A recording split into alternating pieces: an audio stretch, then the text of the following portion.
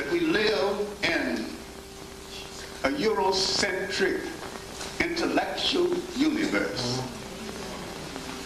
They have not only colonized history, they've colonized information about history. Then they colonize something else that is absolute disaster in our lives. They colonize image, the image of God. In their arrogance, they dare you to look at God as something that resembles you. And religiously, they have projected a program of media that gives you the idea that everything of achievement, of holiness, had to resemble them.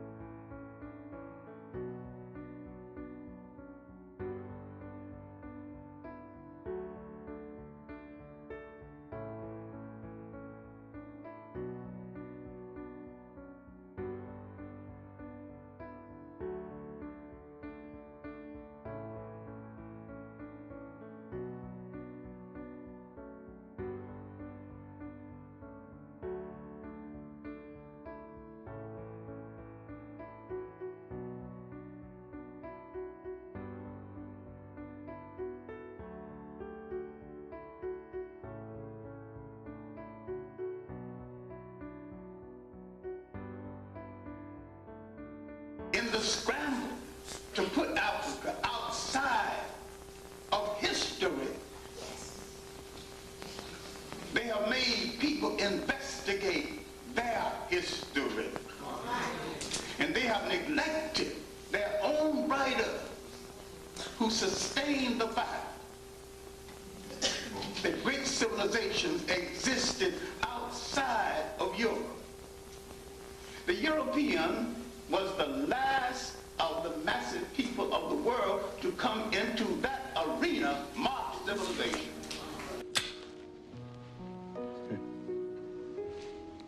You're Sicilian, huh? Sicilian.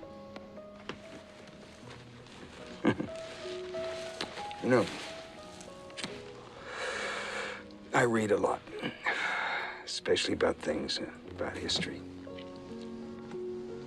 I find that shit fascinating. Here's a fact, I don't know whether you know or not.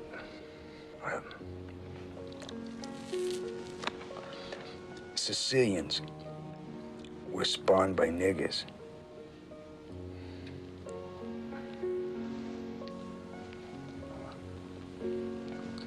Come again? Oh, no, it's a fact. Yeah. You see, Sicilians have black blood pumping through their hearts. And no, if you don't believe me, you can look it up. Hundreds and hundreds of years ago, you see, the Moors conquered Sicily. And the Moors are niggers. So you see, way back then, Sicilians were like wops from northern Italy. They all had blonde hair and blue eyes. But, well, then the Moors moved in there and, well, they changed the whole country. They did so much fucking with Sicilian women, huh, that they changed the whole bloodline forever. That's why blonde hair and blue eyes became black hair and dark skin.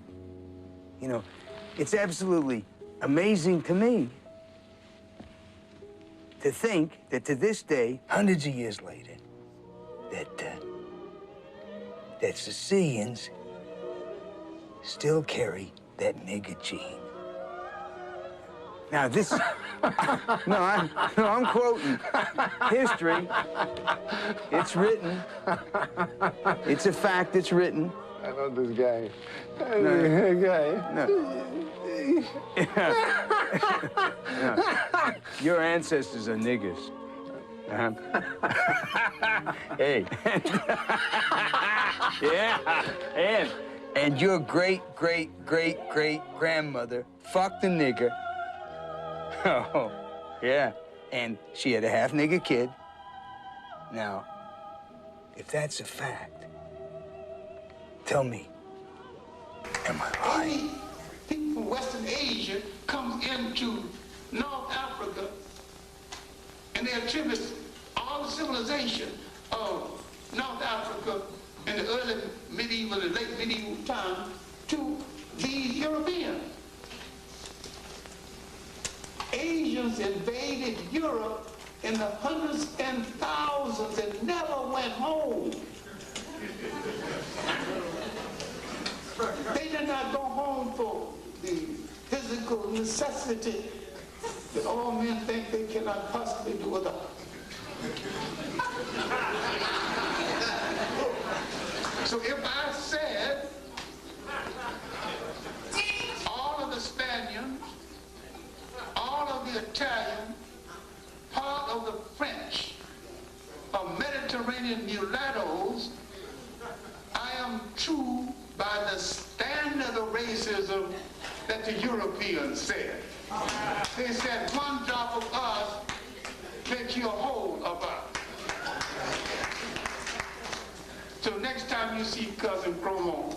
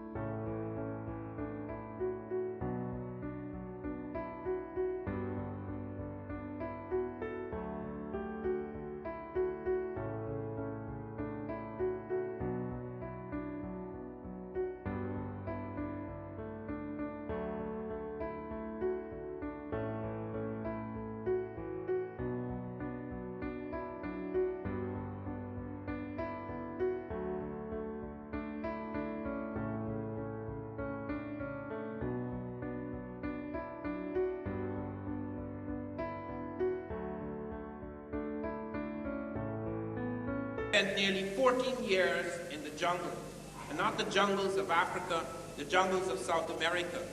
I was born in Georgetown, but I spent a great part of my boyhood in the jungle.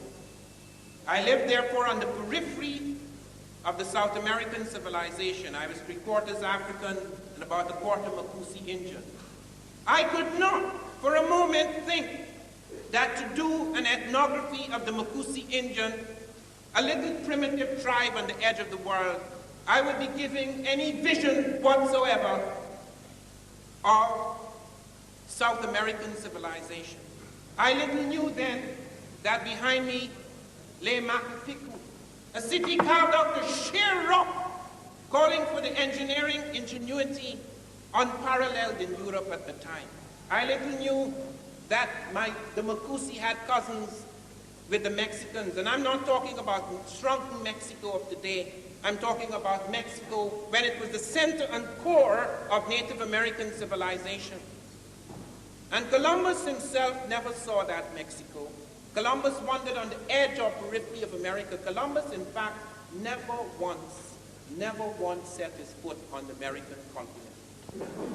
Even within recent history, the recent recorded history of the world, of the Americas, of Africa, we are faced with massive delusions. We know very little, or rather we have known very little of the technologies of early Africa because of this concentration on the primitive. I grew up in a jungle twice as large as any jungle in Africa. Africa, in fact, has less jungle than any other continent comparable with its land space. If you took 2 Europes and put it in Africa, there is more woodland and forest in 2 Europes than there is in Africa. Our image of jungle springs from the fact that most anthropologists, at least in the past, it may be changing slightly now, and with these studies it will change even more rapidly.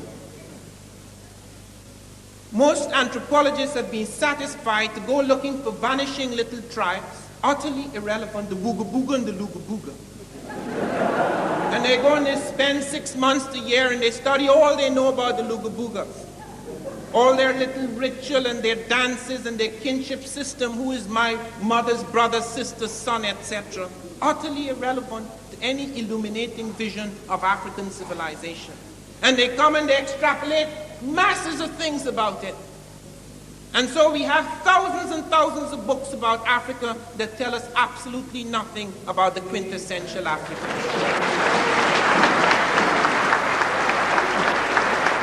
This has been the case for at least 5 centuries.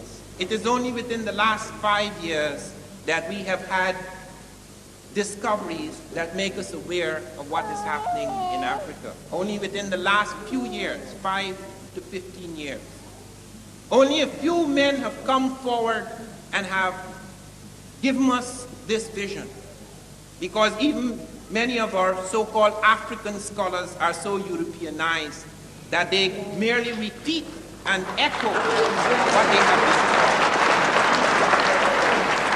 And I'm not using the word Europeanized in a racial sense. I too, like Sheikh Anta Diop, can claim, perhaps with even more justification, that I have not a racist streak in my being. I am saying this because it is true. And I'm saying it because I believe in what I call the Eurocentric and Afrocentric visions. It has nothing to do with color or skin. It's a state of mind. It's a state of consciousness.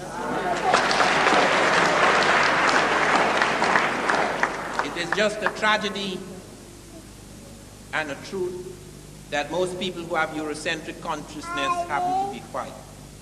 But this is also true of a great many of our blacks. And I speak having traveled throughout the black world. A great many of our people have no conception whatsoever of where they come from, what is going on, and where they're going. And I have heard many of my people say, we have to start from scratch. Let us admit we did nothing. Even in the tongue-in-cheek poetry of Césaire, though Césaire is a great poet and he never meant it in that sense, we who explored nothing, we who invented nothing. This is far, far from the truth. Just a few years ago in 1978, 2 American scientists, Schmidt and Avery, discovered that Africans were smelting steel 1,500 to 2,000 years ago in Tanzania. They were smelting it in a machine that was using a semiconductor technology unknown until the 20th century. They were making steel at 1,850 degrees centigrade. No machine, no iron smelting machine in Europe or anywhere else had achieved those temperatures. The highest recorded in Europe was about 1,620 degrees centigrade in a second century furnace, Roman draft furnace. And not only that, not only they found the Africans were producing a fine bloom of carbon steel, they were doing it in a single stage, so that even in the middle of the 19th century, when George Wilhelm Siemens, the German, found a method for mass producing steel, the European process in the mid-19th century involved 2 stages, whereas the African process involved just 1. They were using iron crystallization process in order to produce that steel. And they were doing it not only more efficiently, not only were they producing a finer bloom of steel, but they were doing it using less fuel. The Africans were forced very early into fuel-saving technology. These things have only recently come to light, and they have changed our understanding of what really happened in the ancient world.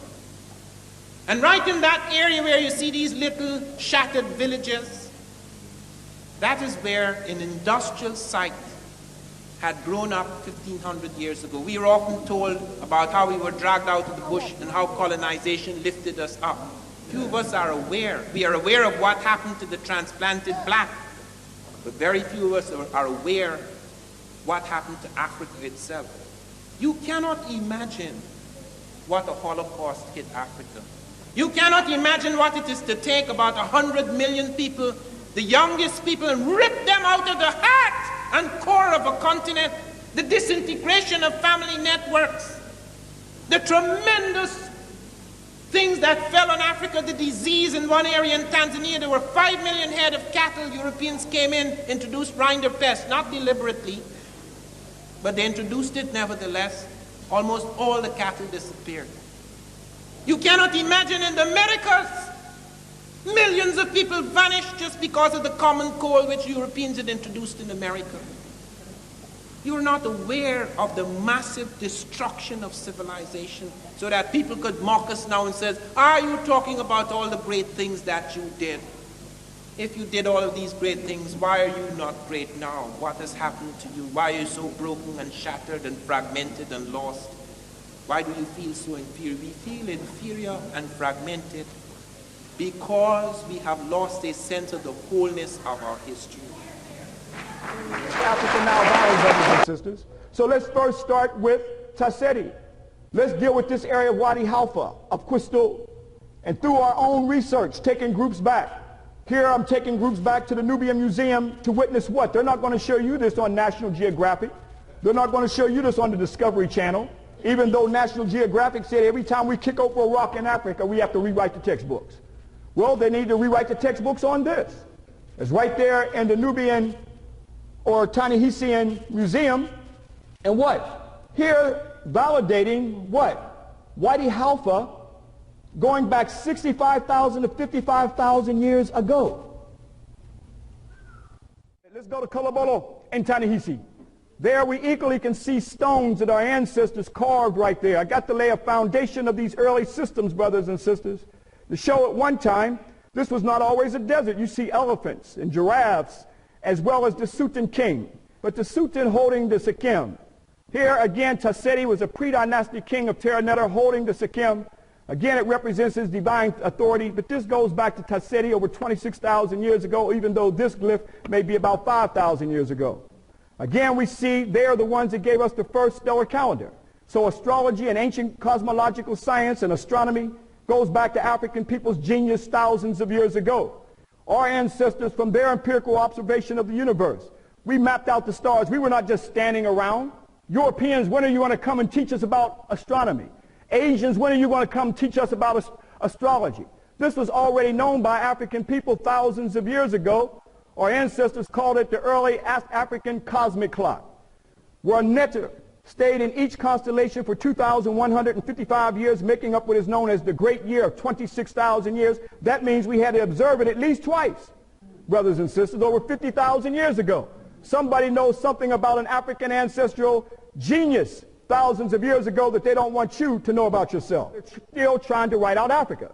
For instance, Wallace Budge, The Wisdom of the Egyptians, or Kemetic Africans, astronomy. Until the Egyptians came under the influence of Asiatics, nations, and the Greeks, their notion of astronomy were very limited, and their stargazers were unable to define the length of the year correctly.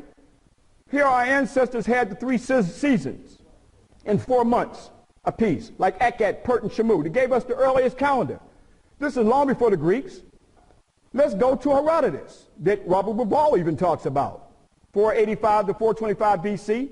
It is in Heliopolis that the most learned of the Egyptians or Kemetic Africans are to be found. All agree in saying that Egyptians, by their study of astronomy, discovered the solar year and were the first to divide it into 12 parts. And in my opinion, their method of calculation is better than the Greeks.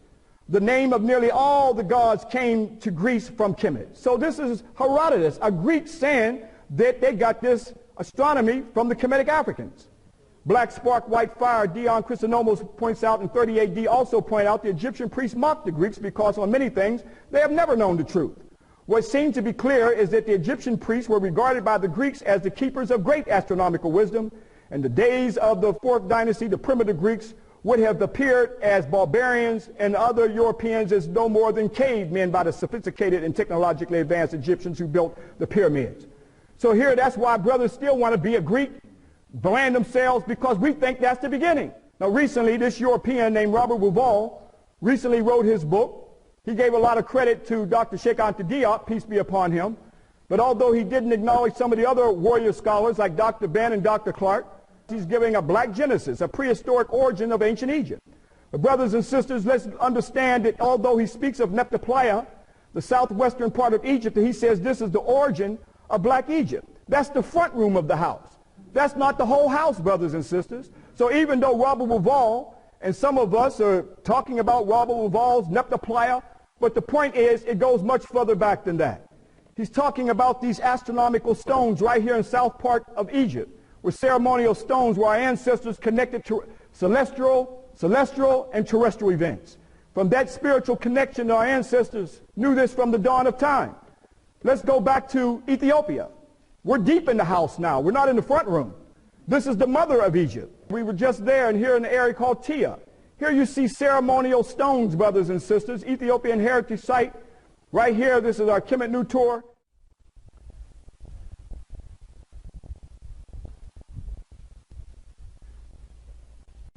Hotep, brothers and sisters, again, we've come back to the dawn of time, dealt with the historical sites of Ethiopia, of Lalibela and Gondar and Axum, and all the historical sites. Now we're down in the southern part, and we just saw the anthropological digs from the dawn of time.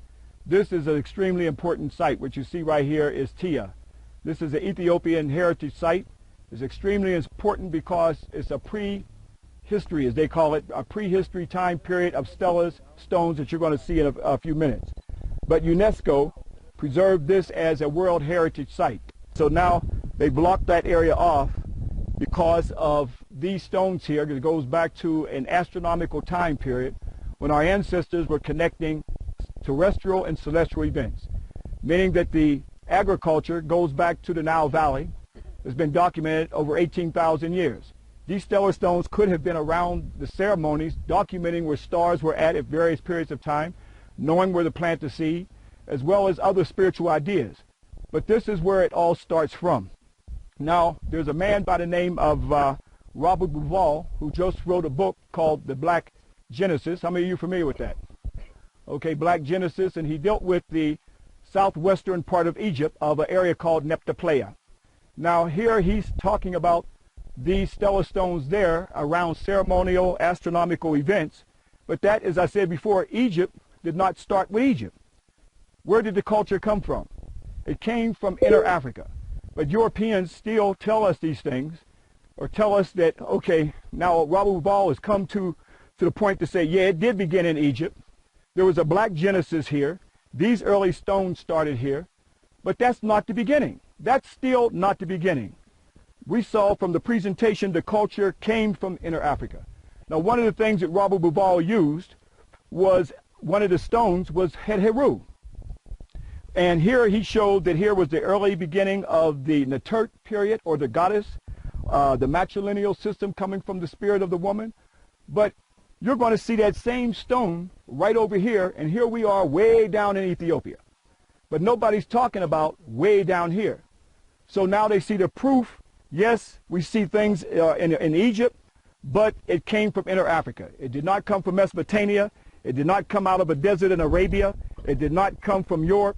It came from Inner Africa. So let's go look at some of these stones from a prehistoric time, when our ancestors were laying out calculations, where the science ended up in Kemet, on the tombs, on the monuments, where you see Nut stretched out, associated with the heavens. The universe was a goddess called Nut, where Nut gave birth to the S-U-N sun, just like our mothers gave birth to the S-O-N sun. And that's documented on the stones that we're going to see here to show that it goes much further back than Neptupleia. It comes right back. Let's go see, long before Neptupleia, way down in Africa. Let's take a look at these stones over here.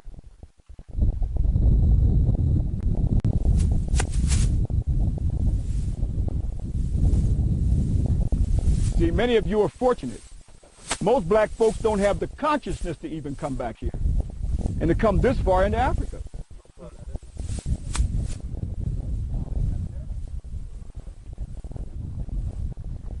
I know it's been rugged, but I know when you go back and close your eyes and get into that REM sleep, you're going to be thankful that you made a trip like this. Yes, sir. But just like any soldier in the field, y'all kept on pushing.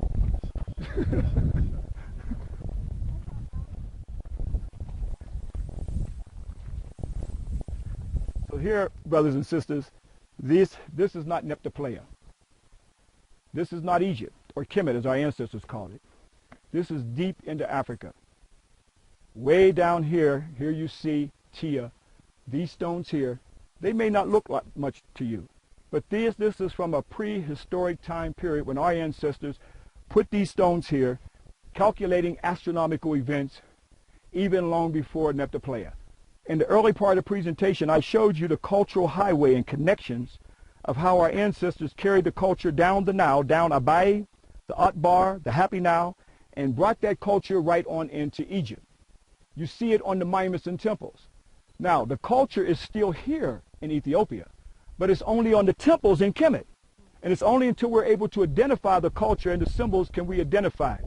So again, we're going to prove and show that the temples that you see in the Kemet, and you see the whole idea of Nut and Hathor giving birth to the sun, that started way down here, and they carried that spiritual science and culture where it ended up on the monuments and temples in Egypt. Some of these stones have not been able to be interpreted, but this one I can clearly interpret.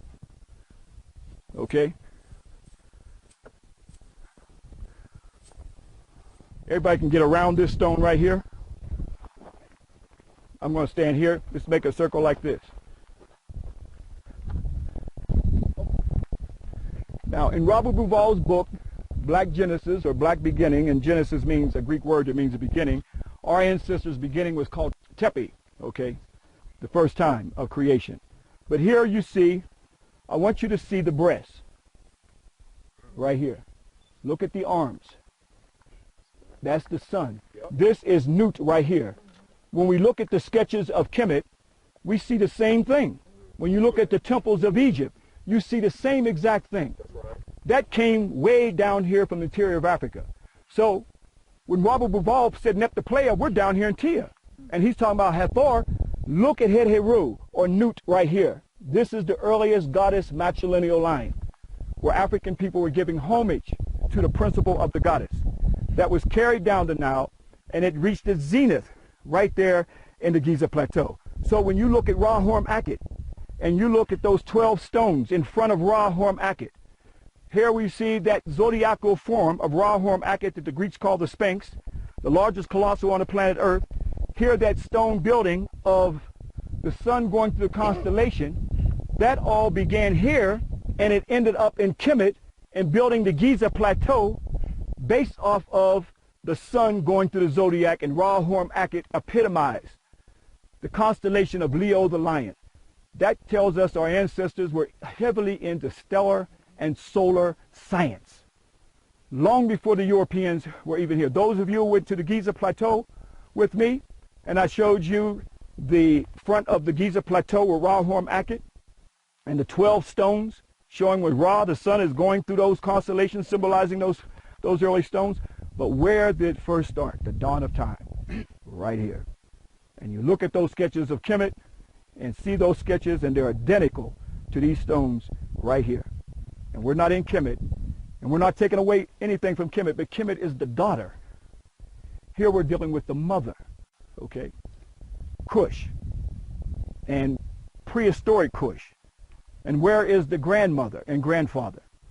Can anyone tell me? The Congo, the Atori Forest, the Lotwa. Right, the Twa. That's the grandmother and grandfather that all started from here. So I think we're approaching a new time where African people are starting to reassess and to come back and research and not take it only from Europeans' point of view. Keep in mind, Africa is going under colonialism and neocolonialism, and even though Ethiopia was never colonized, okay, but still they have written many of the books and many of the classes, and the Gesser can validate a lot of what they get in the classroom is still external, outside of Ethiopia. Almost more than 85 or 90%. 85 Our books are written, by foreigners. by foreigners. Yeah. You see? So I think that I see this as a time of planting a seed. There is no immediate gratification for a 2,000-year thing, but just like a farmer, you can sit back and talk about how you're starving, there's no food, until you get up and start to plow that land. And that's what we're doing. We're the farmers. We're plowing the land and starting to put the seeds in the ground. That's where it starts. You can't start to plow the land, hey, you just lay back and starve to death. So this is sacred knowledge that we're pulling in. But my point is, for those of you who are definitely familiar with Robert Bauval's book, Neptupleia was not the beginning. The beginning is right here. This is where the astronomical ceremonial events took place at, around stellar events, going back to the dawn of time. And this is how Kemet got it. This is how Egypt got it. And that validates it right here on this stone in Tia, right here in Ethiopia. Okay, thank you. And make no mistake about it, while it may be very difficult or perhaps impossible to change in any revolutionary way our economic situation for a long time to come, we can change our consciousness, and through consciousness we can literally change the world. And that is why these are not just facts. We do not just come, as academics usually do, to give a new set of facts, because facts are not necessarily truth. Facts need to be breathed into. Facts have to have a quality, a vision. Because as I discovered when I began to study Native America, the prehistory of America closely, I found the people who had the most facts had the least truth. It has to do with a certain vision, a certain eye. Why did American scientists have to discover the steel-making machine? Why didn't the British discover it? They were there much longer. No. They assumed that the Africans had only achieved 1,250 degrees centigrade in their blast furnaces. How did they arrive at that scientific conclusion? Because that was roughly the lowest temperature at which you could smelt iron, and Africans were the lowest people. And there was no question that they did smelt iron, so that was their centigrade. There was no proper scientific study of their machines. Nobody went and asked them. I know that. When I was in East Africa, I was sent out by the School of Oriental and African Studies, London University right here. I was sent to get a list of legal terms. They didn't expect me to produce a dictionary. They like this piecemeal nonsense. You go out and you do your little thing. Somebody goes out and studies hesitation phenomena. I met a girl doing a PhD in hesitation phenomena. I said, what is that? She says, you know when you're going to say something and you pause, you say or What do the Swahili say? That's our PhD. Concentration on irrelevancies, concentration on pettiness, That is why there emerges from that the image of petty African.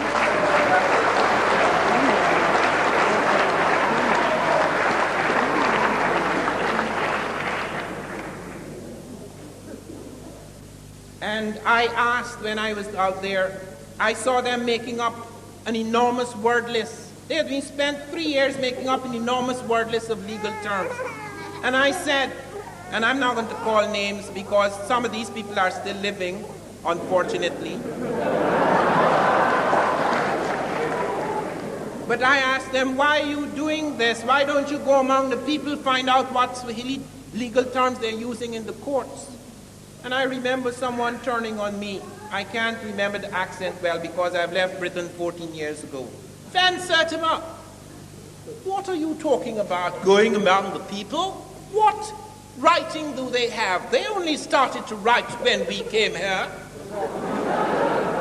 I went the first day I was down in Morogoro. I found documents, long legal documents going back before the British times, almost into the German times. And it was on the basis of those documents that I was able to build slowly the dictionary of Swahili legal terms. When I came back, they said it was a landmark in Swahili studies, it was an important contribution. Yet when the time came for my degree, they said it would not be counted. Never heard about it again until I saw parts of it creeping up in the works of the published work of one of my esteemed colleagues in the United States. I want you to know, and I suppose you already know this, and that is why one speaks of this in advance, that knowledge about black people has become highly political. There is no way, and I have tried to avoid getting involved in these squabbles, but there is no way that you can present these facts without presenting the atmosphere in which one garnered these facts. When I brought out my book, They Came Before Columbus, I was pilloried. The New York Times spent 3 pages. They'd never attacked a black man like that. 3 pages trying to show it is nonsense, packed with lies and vituperation. And then they waited when 70 professors defended me, people I don't know from Adam, including the oldest Mesoamerican archaeologists who had actually discovered the African heads in pre-Columbian America. And they spent 7 weeks to print those letters. And the letter I wrote back to my critic, it was heavily doctored. All the facts, just statements. Every time I tried to substantiate what I was saying, they deleted it. They put ... This is not a joke. This has become a very serious matter. I was denied permanent residence in the United States for 9 years.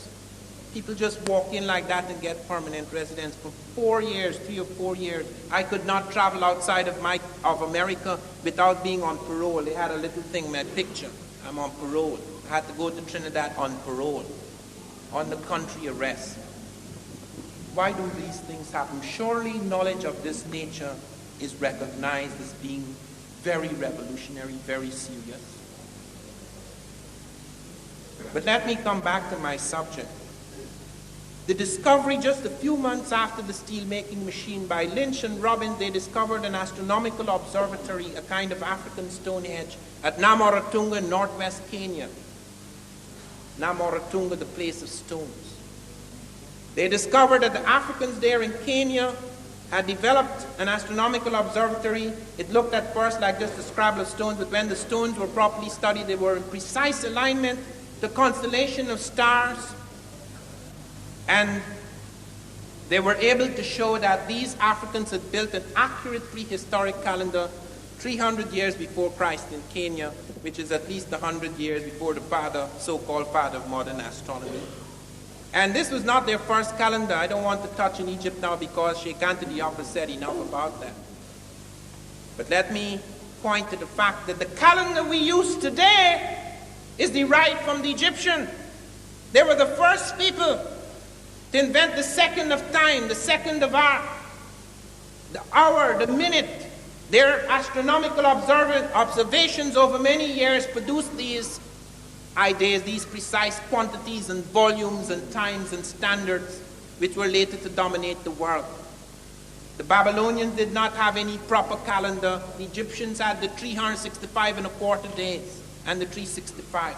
And they took that quarter and they stretched it out over a long period of time. They dealt with that quarter. And they put 5 festival days at the end of the year, festival of the gods, and they split the year equally into 12 months of 30 days each. When the Greeks took it over, then they spread it out. As a result, today we have 28-day months, 29-day months, 30-day months, 31-day months. We need a rhyme in order to remember which is which. That calendar was invented in Ethiopia since 4241 BC. And before I leave Egypt, as I say, I don't want to dwell too much on that, but other parts of Africa. But before I leave that, let me mention the discovery, the significant discovery, which Sheikh Anta Diop pointed to today, of Ta Seti. The discovery of a monarchy in the Nile Valley preceding the Egyptian, at least 2 centuries before the first Egyptian dynasty. And at Ta Seti, they found not only architectural forms to which Dr. Diop pointed to this morning, they found the falcon god Horus, they found the crown, the unmistakable, the uniquely shaped crown of the Egyptians. They found the palace facades that were later used by the Egyptians, and above all, they found the hieroglyphs, so that the world's first major writing system is not even Egyptian, it is Ethiopian, it is Sudanic.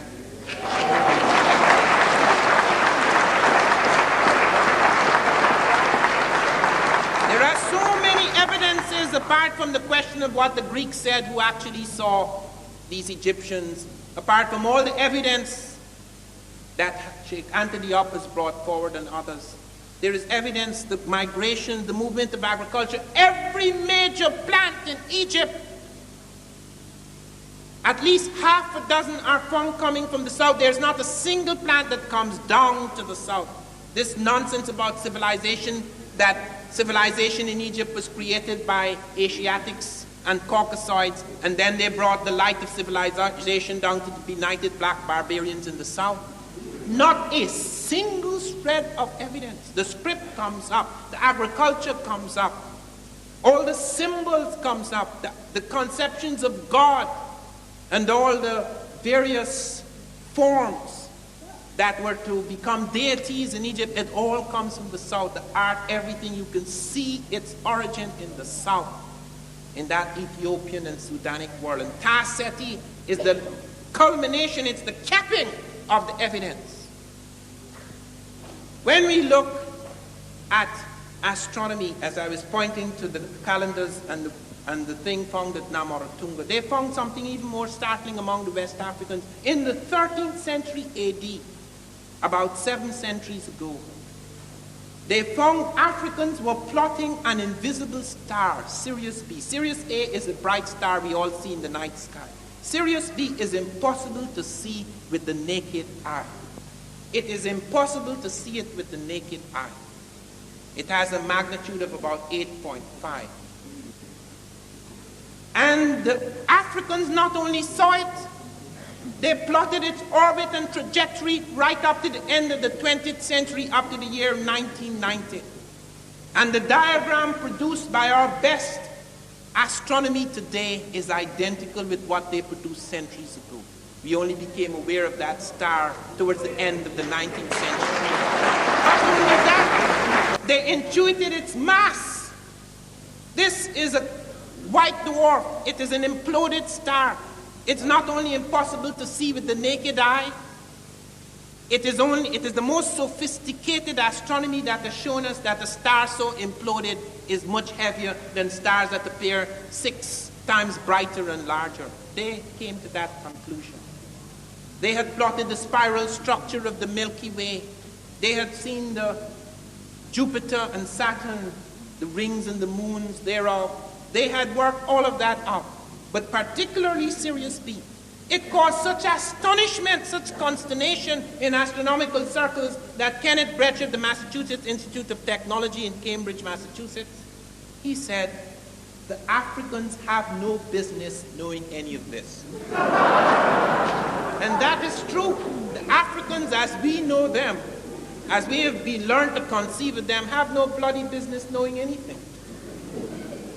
So that he has to check himself as to who he's talking about, because when we talk about the so-called traditional African, we are not talking about what lay at the core and heart of those shattered civilizations. If you want a modern example of what I mean, why all these discoveries are coming, but let me for a moment dwell on some new discoveries.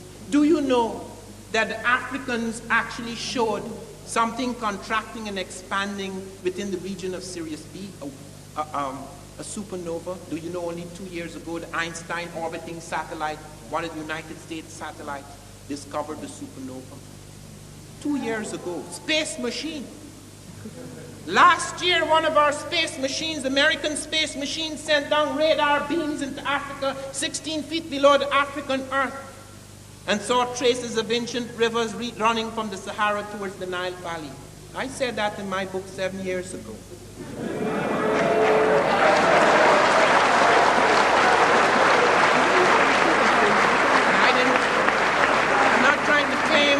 I'm not trying to claim anything special about that, because a few anthropologists had said that too on the basis of migration evidence and other kinds of evidence, linguistic networks, etc. But now they can see it from outer space, above the prejudice.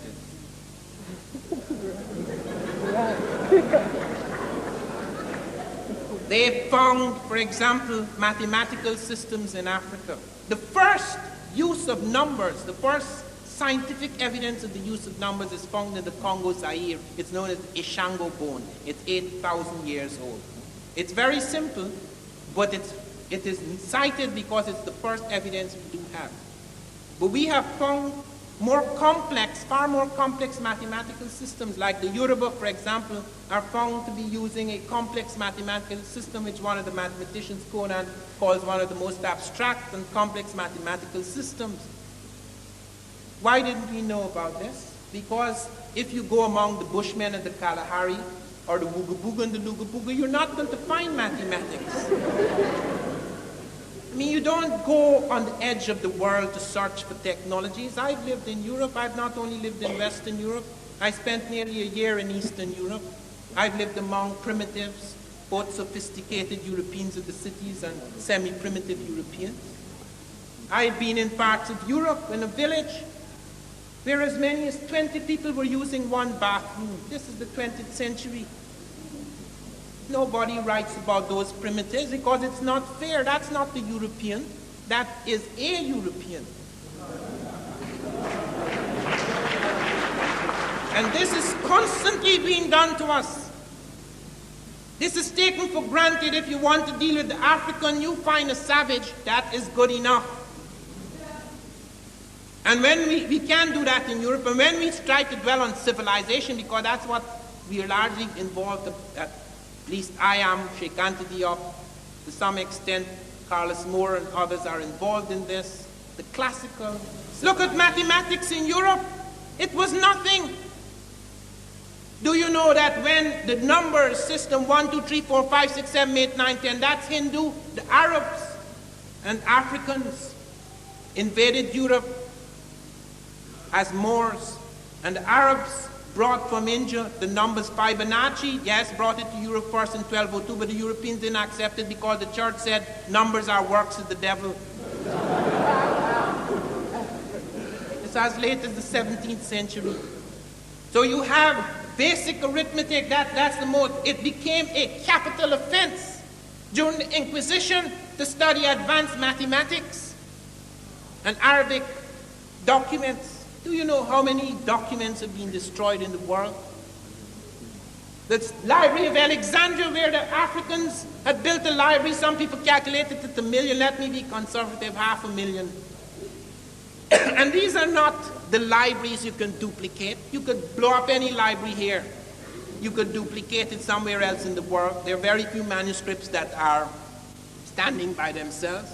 This was a time when a manuscript represented centuries of learning, where there were few duplicates or no duplicates at all destroyed.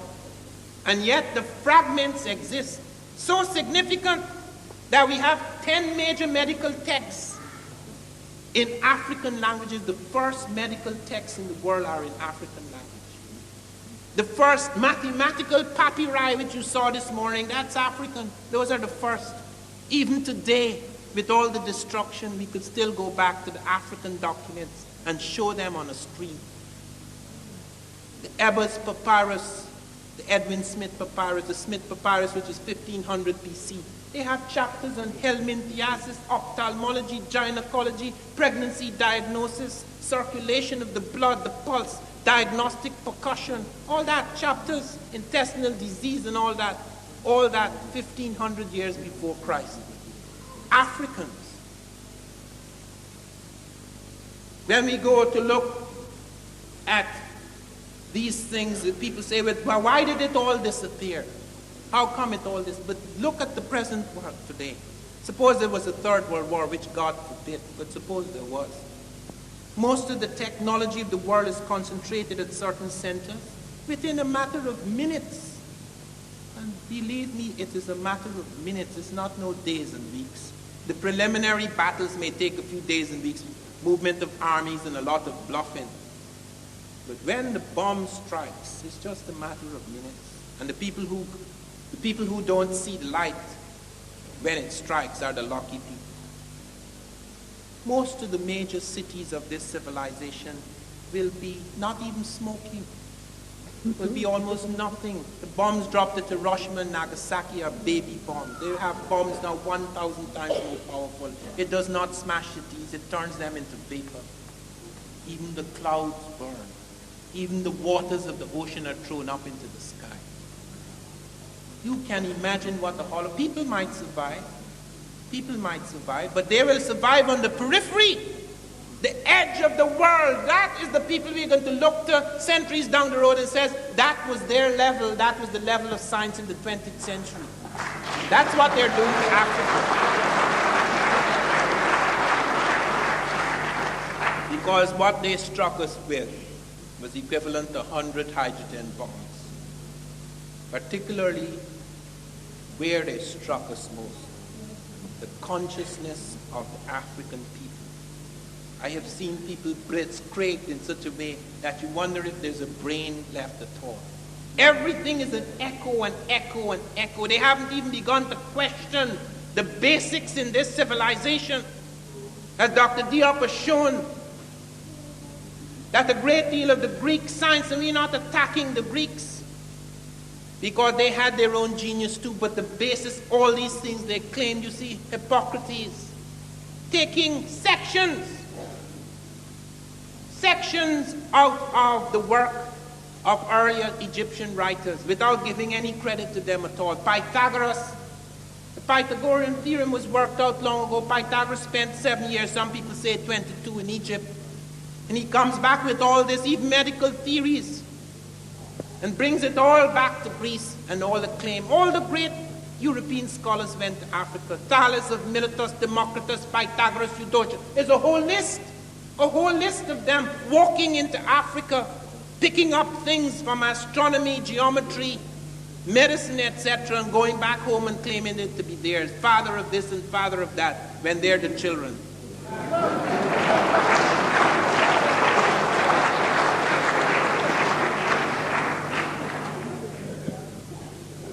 In the field of scripts, and this is one of the things, we are the non-literate peoples, I've often heard this, we are the simple peoples, the simple societies, we are the oral peoples. The English are oral. Where is their script? This is not English script, this is Roman script. There were only a few Europeans who wrote, only a few Europeans had script, and they gave it to the others. When Cicero conquered Britain, or when the Romans conquered Britain, I remembered Cicero saying, the English are so stupid, I am not even sure I could make them into good slaves. And I'm not casting aspersion on the English, I'm just telling you what Cicero said. But all this thing about oral, there are many scripts in Africa. The first major script that was to affect and influence a great part of the world was African. That script, the Tasseti, which goes up and becomes more advanced and developed in Egypt as the Africans move up, The Meroitic script, which we have not yet broken, we have 800 texts in Meroitic, we haven't yet broken the code. We have Manding script. We have a whole series. I was in the jungles of Suriname and found them using, the men were writing in the Afaka script to their girlfriends.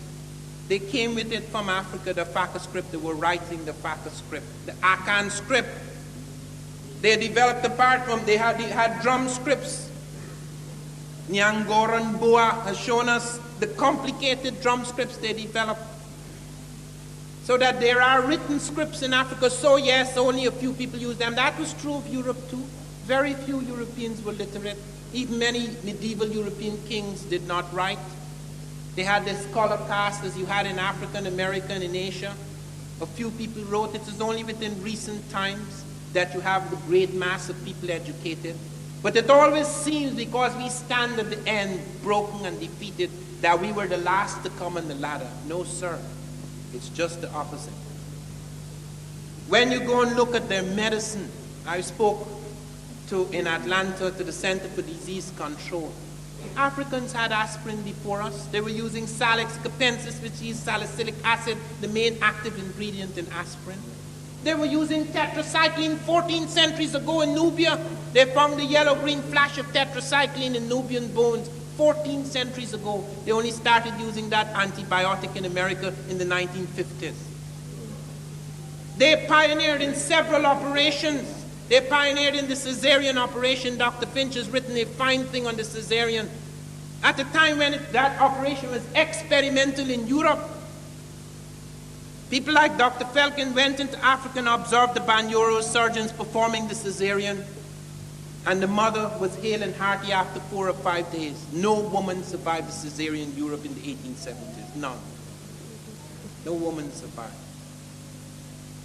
And they observed the operation, the way they stitched, the way they opened the belly, the kind of instruments they used. They observed they were using one of the instruments, the cautery iron, with such fantastic skill. It was very minor tissue damage that caused great ruptures in the European hospitals. They found that Africans were using both anesthetics and antiseptics in their operating theaters at that time, when in Europe, Lister had only introduced antiseptics 2 years earlier than the witness of this operation, which the witness said must have been going on for quite a while, because the Africans were performing with routine skill what was then experimental surgery in Europe.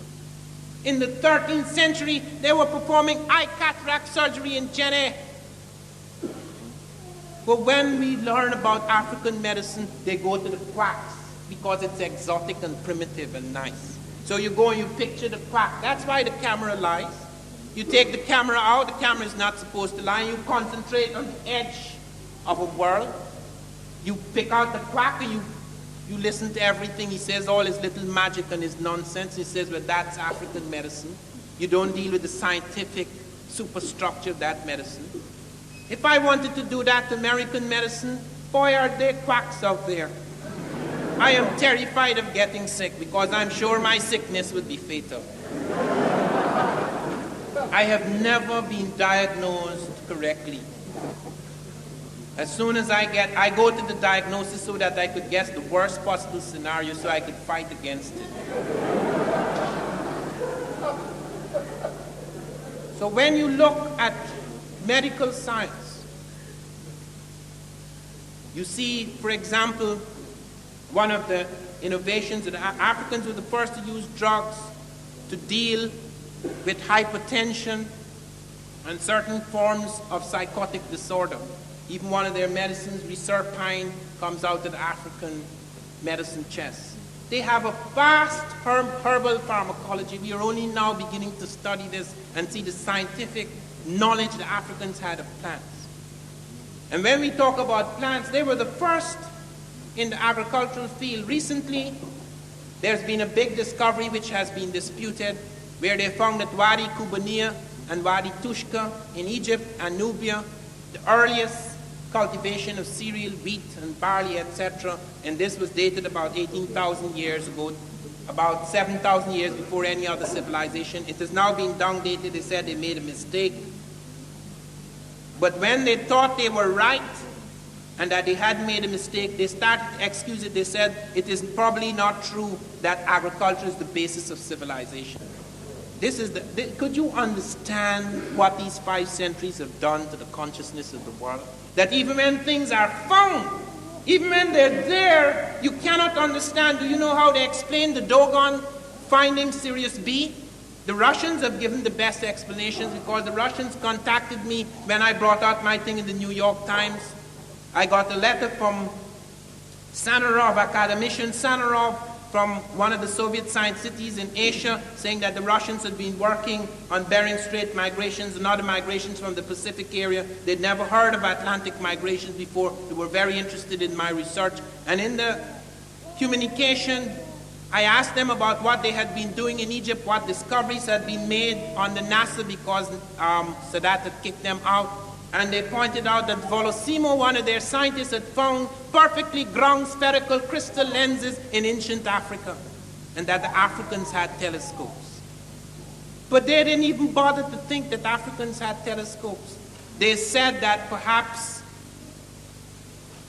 and this is Carl Sagan on big television in America, that some scientifically literate European wandered among the Dogon and gave the African savages this knowledge.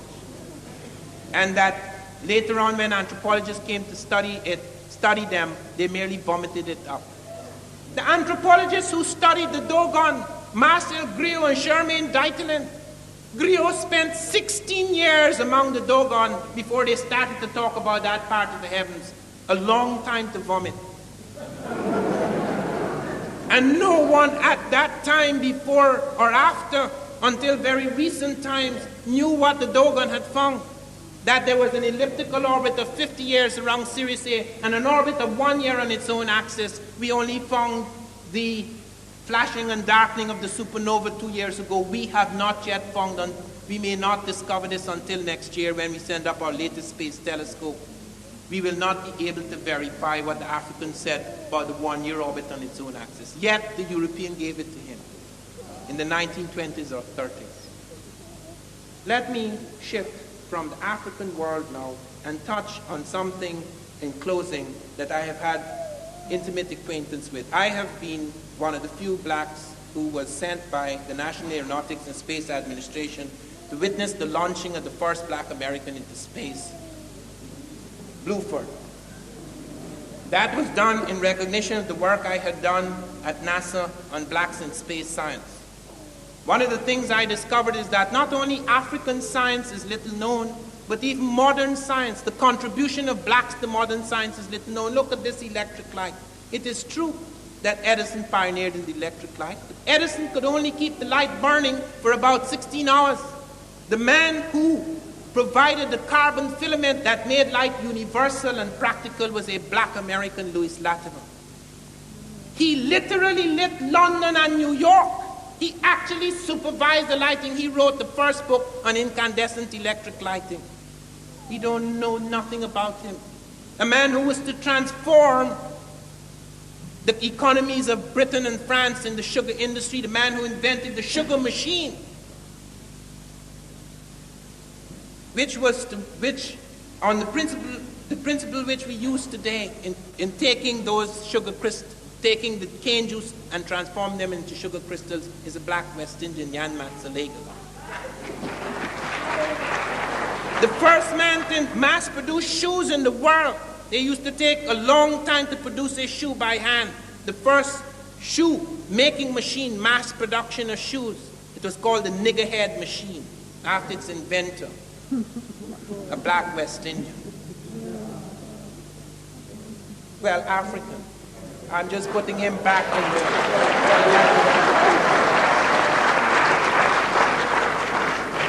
of African ancestry.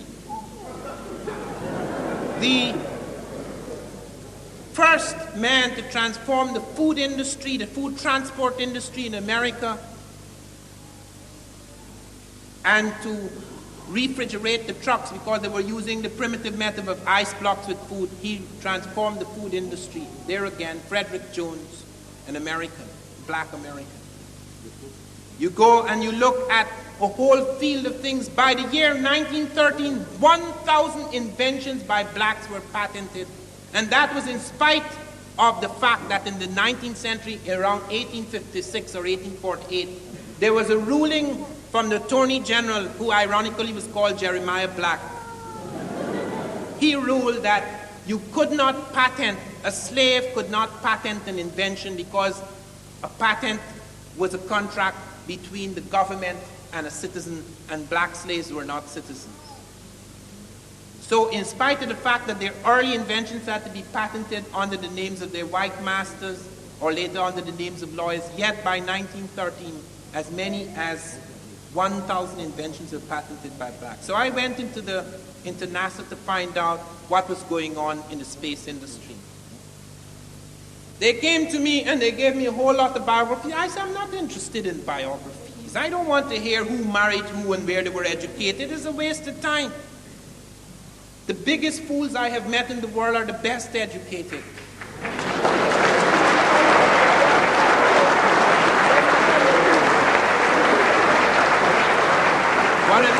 One of the things that I am most grateful for is that in spite of the fact I've been heavily miseducated for many years, I broke from it because at the root I was not a normal person. I grew up in the bush.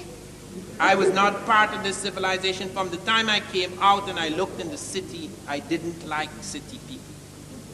I can adjust to them now. But there's that inherent distrust, because I found that people who had learned things from books, written in a certain way for centuries without much change, just echoing the lies of the past, knew very little about what was and what wasn't. I therefore depended on my instinct, which I tried to kill for many years, but it kept haunting me until it broke through the shell. That was responsible for my survival. The constant doubt that springs from the fact that it is impossible to totally suppress the soul of man. After the fakery called emancipation in the Caribbean islands and in the United States, we fell into some illusions that we have not extracted ourselves from to this day. To attack Edmund Blythe is not to understand him. In his inaugural address, 1881 at Liberia College, he prophesied the whole concept of black studies, which should never been called black in the first place. And he said that we should have to work for many years to come without the support that we need. We fancy that we must feed grist into other people's meals, and we admire those things most unlike ourselves. Nothing comes out except what has been put in. That then is our great sorrow. He's speaking in 1881. He was not only ahead of his time, he's ahead of this time. He wrote a book on Palestine that if properly read, you might understand the tragedy of the Arab-Israeli conflict. If you properly understand his book on Palestine, his book on African customs, he was asking Africans to do at the end of the 19th century what Africans are not only not doing today, but retreating from. Preserve yourself first and foremost. Be not ashamed of taking care of your kith and care. The African wants to be too many things unlike himself. African clothes don't suit him. African traditions don't suit him. And another tragedy, the OJ syndrome, African women don't suit him. This awareness in the 19th century by Blythe, Delaney, Campbell, Ruswan, rebel ministers like Henry Highland Garnet, who said, my motto is resistance, resistance. And near the end of the 19th century, George Washington Williams published the first formal history of Africans in the United States. His book is still worth reading. He argued about whether he should use the word Negro, but he thought if he didn't use it, he wouldn't be understood. Read his book on the history, the early history of Negro America. And read his argument, because that argument has been settled today. This is why I take some exception to the word Afrocentricity, because that's not what it is about. It's about the restoration of a people to their proper place in history. We are not trying to take other people out of history. We're trying to look at history in proper focus. We will never erase this. But Hansberry would be the pioneer Africanist in the Western world, but the pioneer Africanist in Africa would be a man from the Virgin Islands, Edmund Biltmore Black.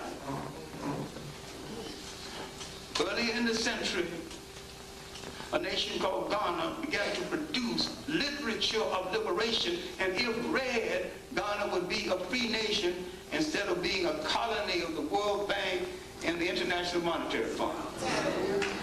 Because they would know how to take care of themselves without getting into foreign debt. Literature of liberation on land, Case of Hayford, whose mentor was, who mentored Danquah, Joseph B. Danquah, who subsequently was the mentor of Kwame Nkrumah. According to tradition, the line was to move down from one to the other, and Danquah was training Nkrumah to take over the nation. They argued about how it was to be taken over. And Nkrumah had spent so much time in the West. In the meantime, Zekeism in Nigeria was on the decline because Zeke had built the only nationwide political party. The other parties were regional. Zeke is still alive. He's 90. But he could have been and should have been the primary politician in all Africa, even before the emergence of Nkrumah, who he know and partly trained. We began to challenge the concept of the treatment of African history. And in Montreal, well, 25 years ago, at a meeting of the African Studies Association,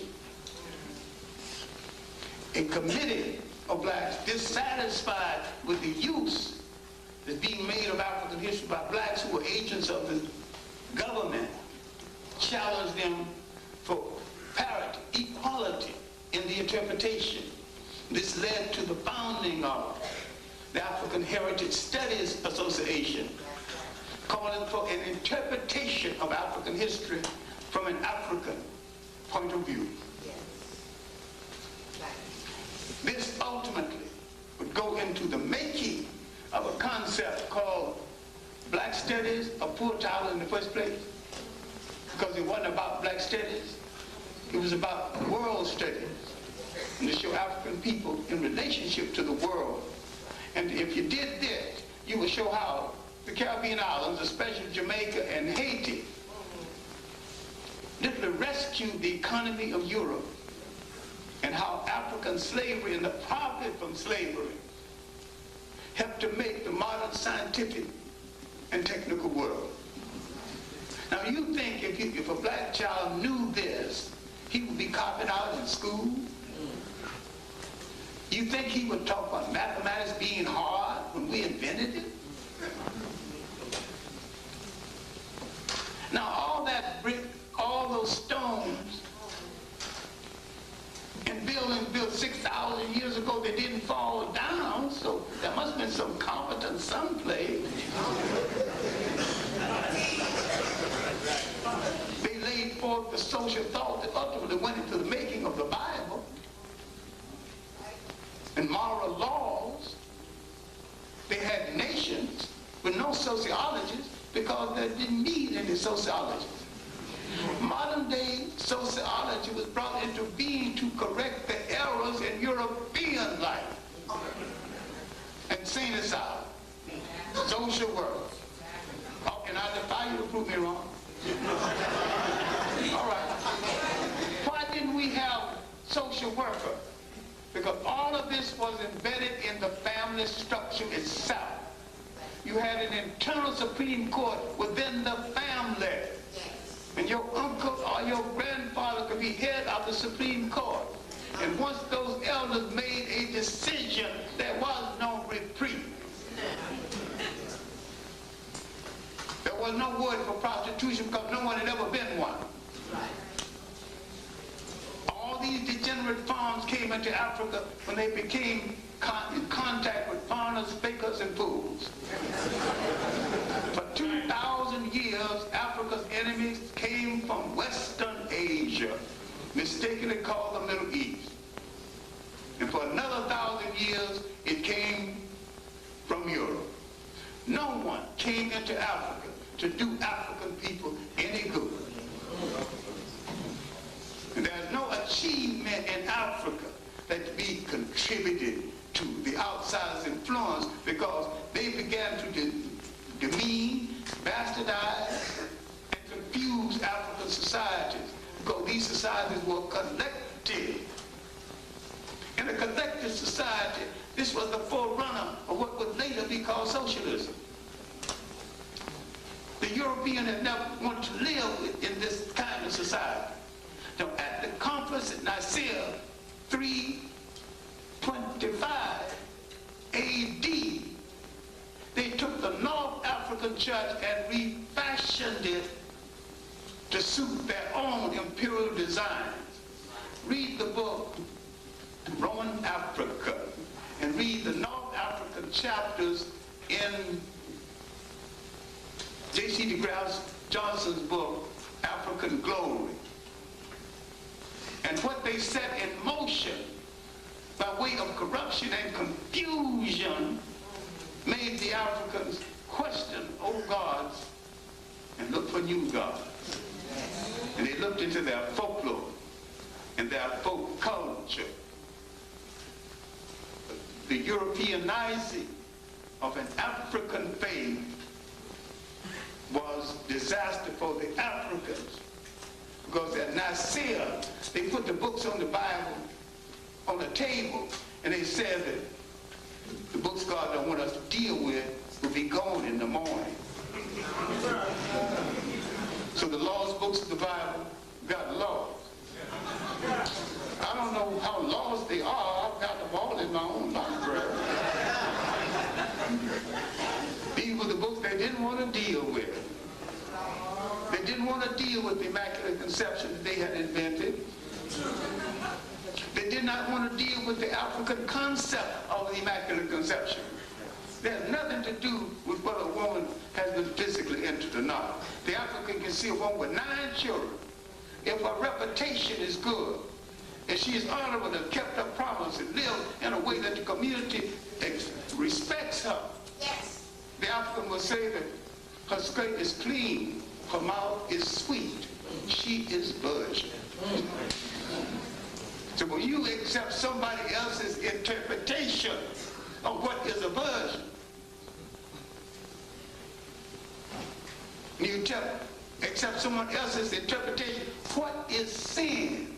You haven't asked a critical question. Why is that sin? In the tyranny of words, the Europeans have imperialized the language. And you live in a European conceived universe. And you live with a European dictionary. Everything means what he says it means. Now, Professor Leskowitz's problem is that once the African understands what has happened to him and how he's being programmed in disaster, not only by the European, but by certain Asians too. That's right. It will not that Africa is short of friends in this world.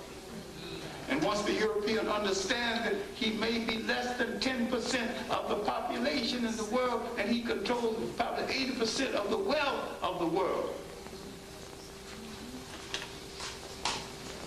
Communism didn't exactly fall, it was betrayed.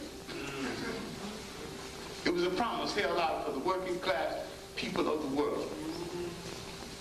Why don't we understand that we must practice the essential selfishness of survival? And that does not make us racist. We need to take care of our children, train people to take care of the wealth of Africa. We need a leader to step forth and say, I will not ride on a Mercedes-Benz until my people make a Mercedes-Benz. Then you create an industry. I will not wear any shoes my people didn't make. Got another industry. I will not eat any bread that didn't come from one of their farms. Now you got advanced agriculture. Our mind has been programmed into wishing for the trinkets of our oppressor. There is no permanent place in his society for you except to clean his house, to give sex on demand, and to program you into destroying each other. So long as that program functions for him, your chances of reclaiming all of Africa, including the Arab part, your chances of understanding that all the religions of consequence that you worship was brought in by conquerors, and you make no mistake by discarding them, if you cannot change them into forms of revolution, then you should throw them into the ash can of history and not look back.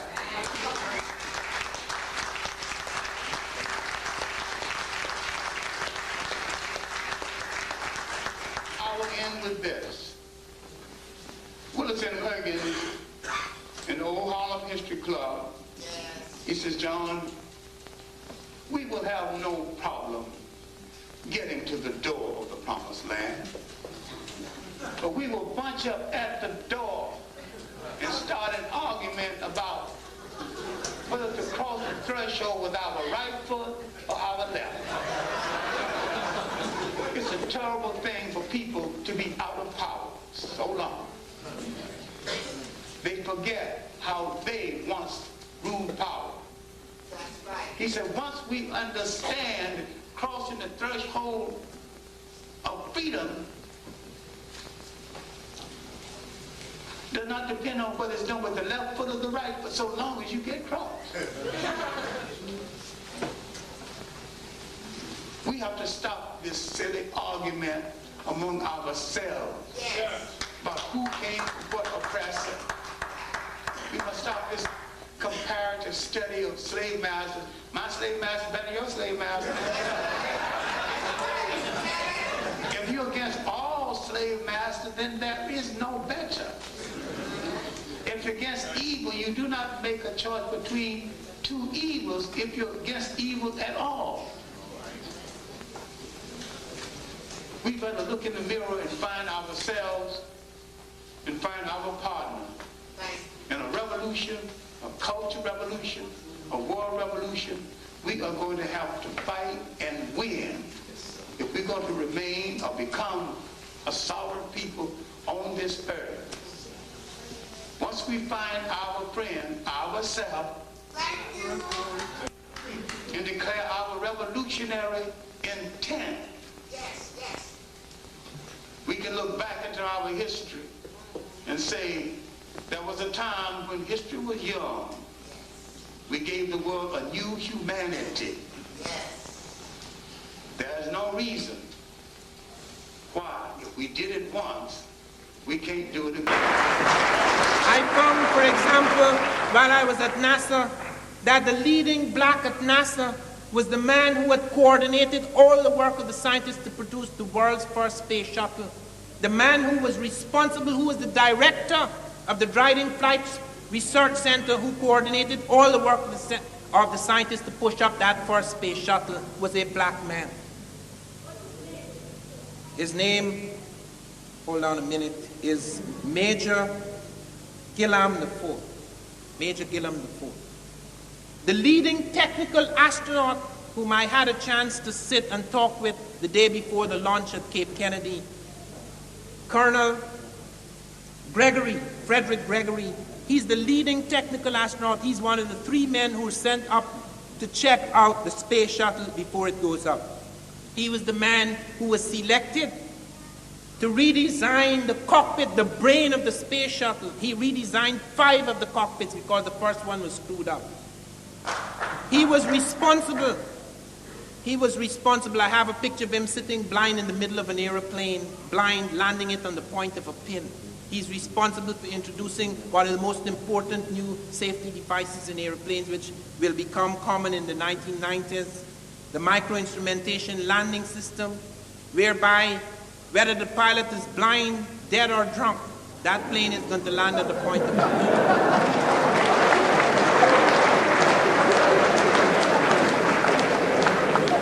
He was responsible also for inventing a new power controller, which will enable the pilot, cut hand fatigue in half, enable the pilot to control all the systems in the airplane with one hand. And you find also the toilets, even the space toilets are designed by a black. And this was the best design they had, because there's a problem in space. When you have a call of nature, it doesn't go down, it goes up. And they're always experimenting. So a few shuttles ago, they tried some balloon thing and it burst on the way down. It was a very nasty landing. And he, the same man, Cherney, Bob Cherney, invented the tires for the moon buggy. They had to find tires that would be 10 times lighter than Earth tires, yet would be able to have traction on 1/5 the gravity of the Earth, which is on the moon, and yet carry the weight of the machines, etc., the instrumentation. Cherney defied that. Cherney is also the only man who has spent the longest time in states of weightlessness without going in a spaceship. And the only aircraft we have, the KC-139-09, KC-135-09 aircraft, the only aircraft that flying a parabolic curve achieves weightlessness. And it achieves weightlessness for about 1 minute. It's known as the vomit comet, because when it spins, everything you have inside of you, unless your train comes out. And the leading researchers in hypersonic research, for example, the leading researchers is a black woman. She's the one who solved the sonic boom. Dr. Christine Darden has solved the sonic boom problem, which will enable us to fly several times the speed of sound at the whisper in the 1990s. I met her also at Cape Kennedy. The 2 leading black researchers, and the leading researchers in space medicine are 2 black women, one an Afro-Hispanic, Dr. Cowens, and one Dr. Long, who've invented a device which enables you to exercise your involuntary systems, that you can change your heart rate like the yogi. It's like a quantification of yoga. You could change your heart rate and your blood pressure. These things will be spin-offs which will affect the general populace later. These things are necessary in space because we find tremendous problems emerging in space.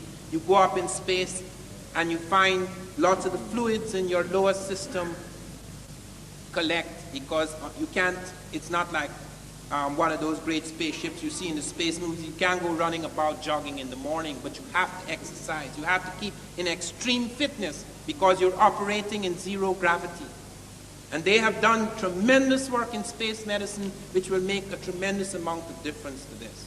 One of the things that I found extremely heartening, and let me end now, was that NASA was appreciative of what we were doing. They ordered 1,000 copies of this book, Blacks in Science, so that their astronauts and others could study it, so that they could see what contribution Africans were making both in ancient and modern times. The first copies were given to our 2 leading astronauts, Colonel Gregory and Bluford, and these men are aware, even though they do not participate in this, they are aware of how important the work they are doing, how they become standards in the world. And that is what I want to end on. We are not doing this simply as an academic exercise. This is not just an accumulation of new facts. These things are presented because we can only heal, and this is true for the black as well as for the white, both the prisoner and the imprisoned, both the prisoner, and the jailer. We are doing this because it is necessary to revise the history of man. The tremendous anguish which is deep in the heart of all of us, which arises out of these falsehoods, the falsehoods upon which this civilization are built, have got to go. This is a movement. This is a movement which is sacred. There was a time when certain people were able to take their history and turn it into sacred document.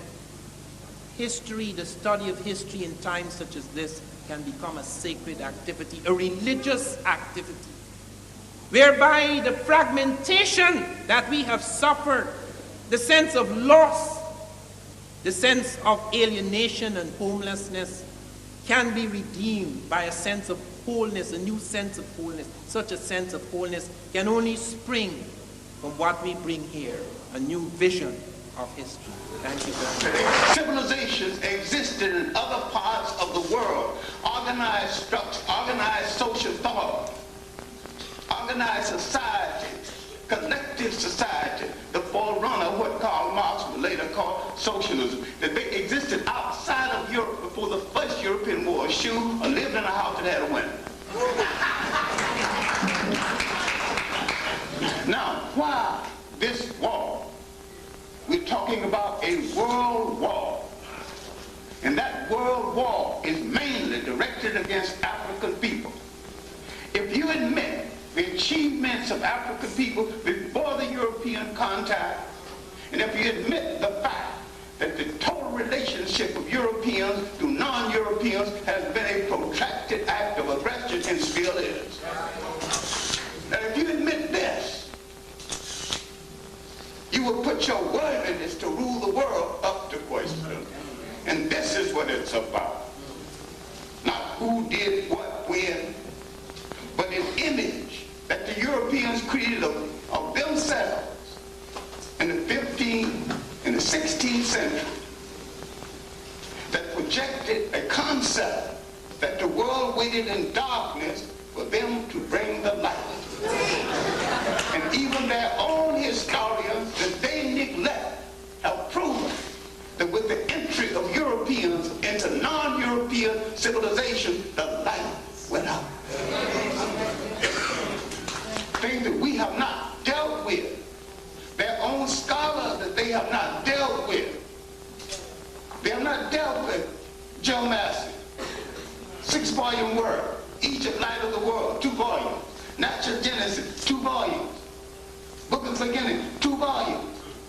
They haven't dealt with the 3 major German observers of Africa before German colonialism here in 1830s. In his interesting volume, A History of the Commercial Intercourse Between the Egyptians, the Ethiopians, and the Carthaginians. And if you get the book, read his opening chapter on the Carthaginians.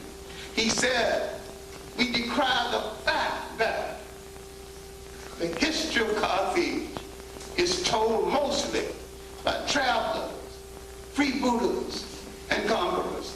And he wondered, what would the Carthaginians have to say about the destruction of Carthage had they written it other than the conqueror? You have a Roman account of the conquest. You have no Carthaginian account. The other German who called our attention to a lot of this and what was happening, but mostly his focus was in Central Africa, Heinrich Bach, Travels and Discoveries in North and in Central Africa. When he appraised the last aspect of the Songhai Empire and its emperor as one of the great civil administrators of all time. Why have we neglected what these pioneer whites in revolt against the European concept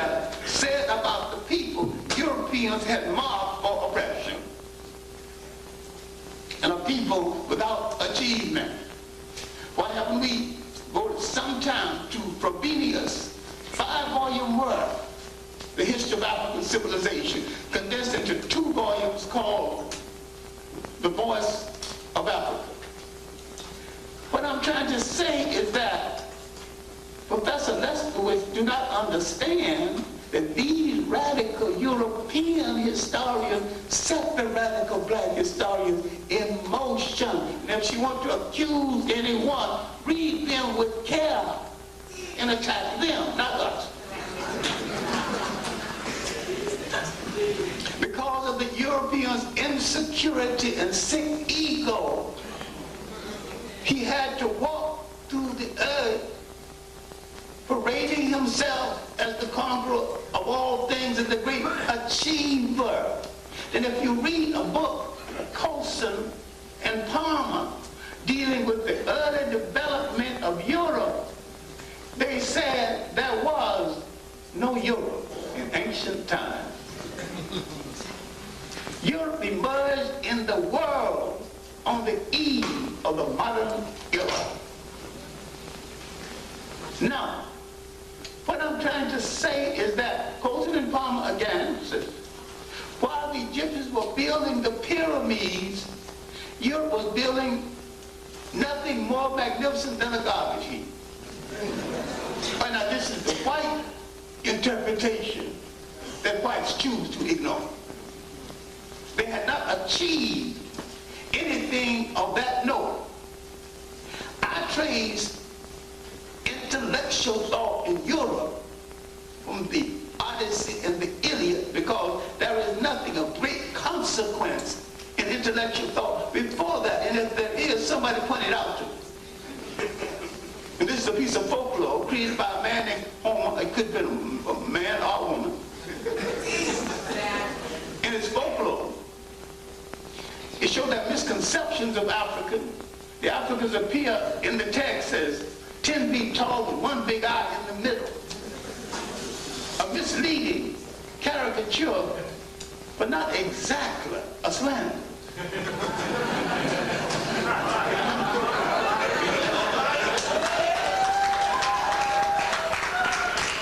Now, what I'm asking Professor Leskowitz and others, why don't you read what other Europeans said about us?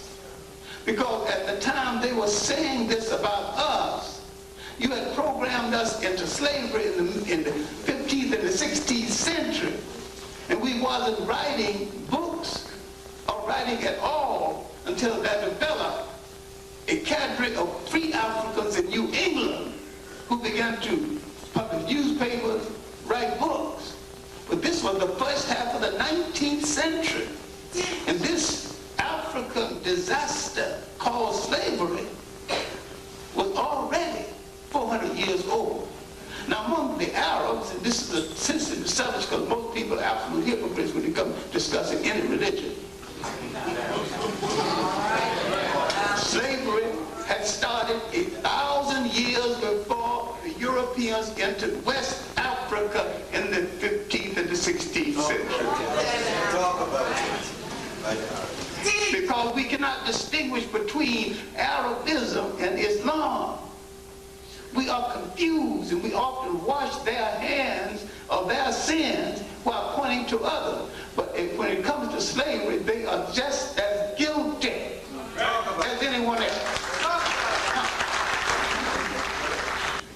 Visitors to Africa copied a lot of African folklore and folk stories, personified them, embellished them, and called it their own. If you read, there's a 3-volume work from University of Chicago on Egyptian literature, you can find the stories that were later rewritten and personified and went into the literature of other people visiting Africa, copied African stories and personified themselves into the stories.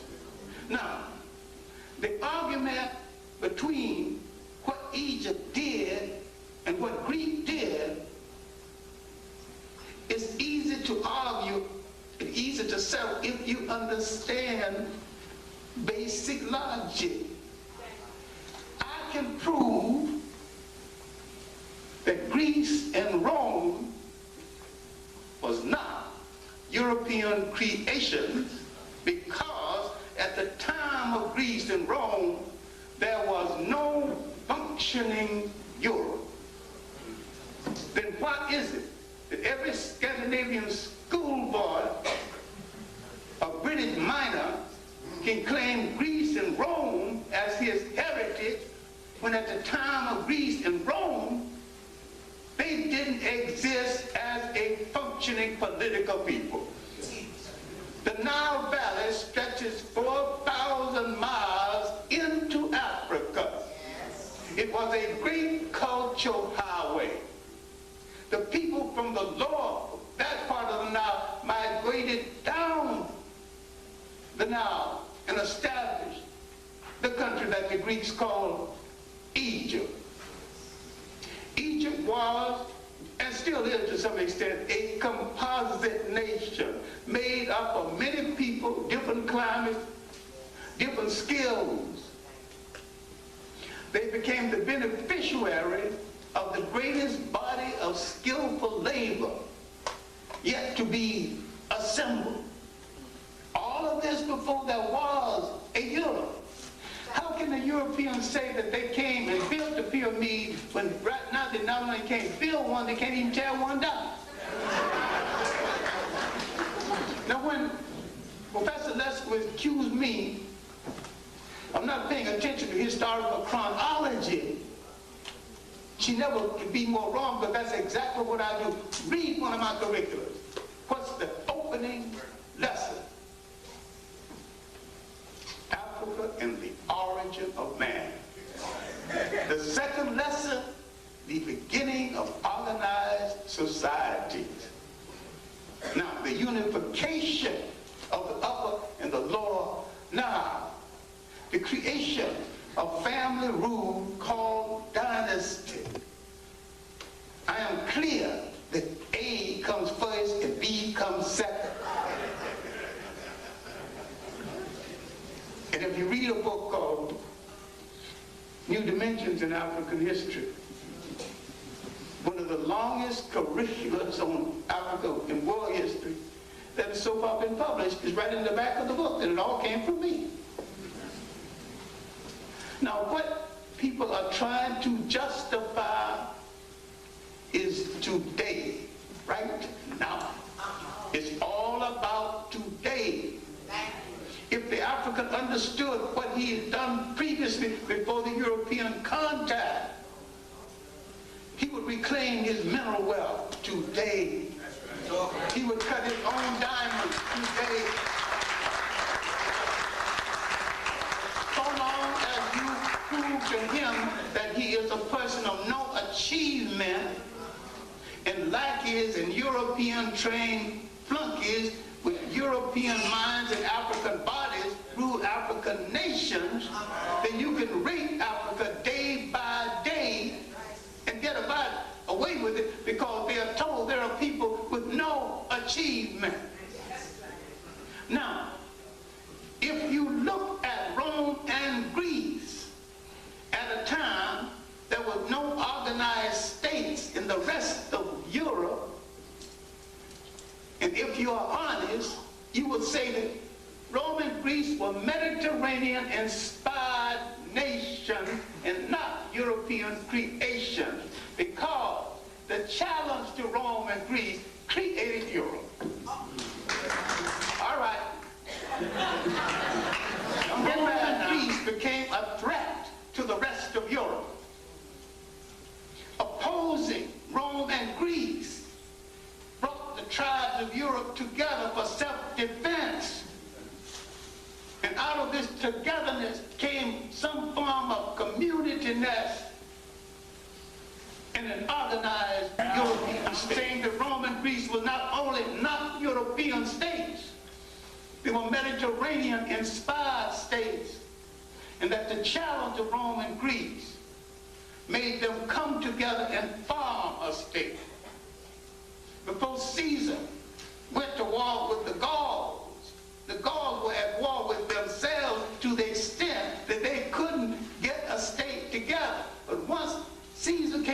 did his butt kicking. They said, "Hell, we better stop this internal thing and get together. But damn Romans may come back here."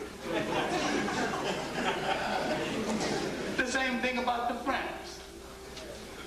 It should be an honest history. He had a book called The Negro Digs, called The New Negro. I opened to an essay by Arthur Schomburg, who called himself a Puerto Rican of African descent. Right. For the first time, reading this essay, I concluded we were older than slavery, older than our oppressor, and that we were already old before you. There, Arthur Schomburg, holding down the whole library by himself with his studies at lunch. And I told him, I'm 18 years old now. I want to know the whole history of African people and Negro people. All of it, henceforth, within the hour, his lunch hour.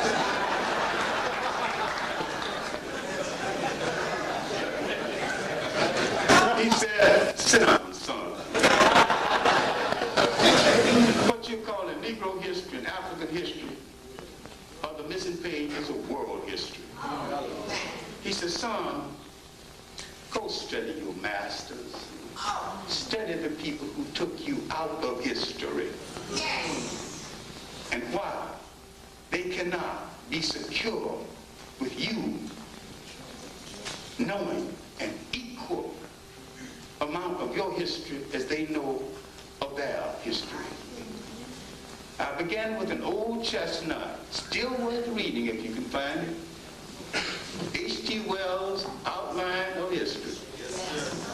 It is Eurocentric point of view, but his chronology and his basic facts about the events in history are correct. His interpretation is solely racist. So long as you give me the right information, I can use my own analysis of the information.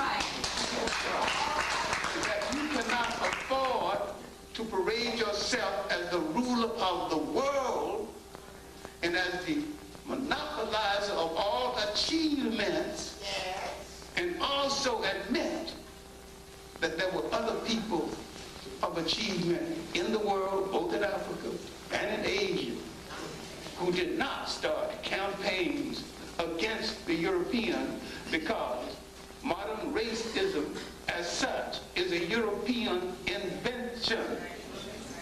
People did not address themselves as white or black. This is why the confusion over Egypt is that why would Europe come out of Europe and build a civilization like Egypt when they hadn't even built a shoe for themselves? It makes no kind of sense. Now let's turn to white writers on this subject.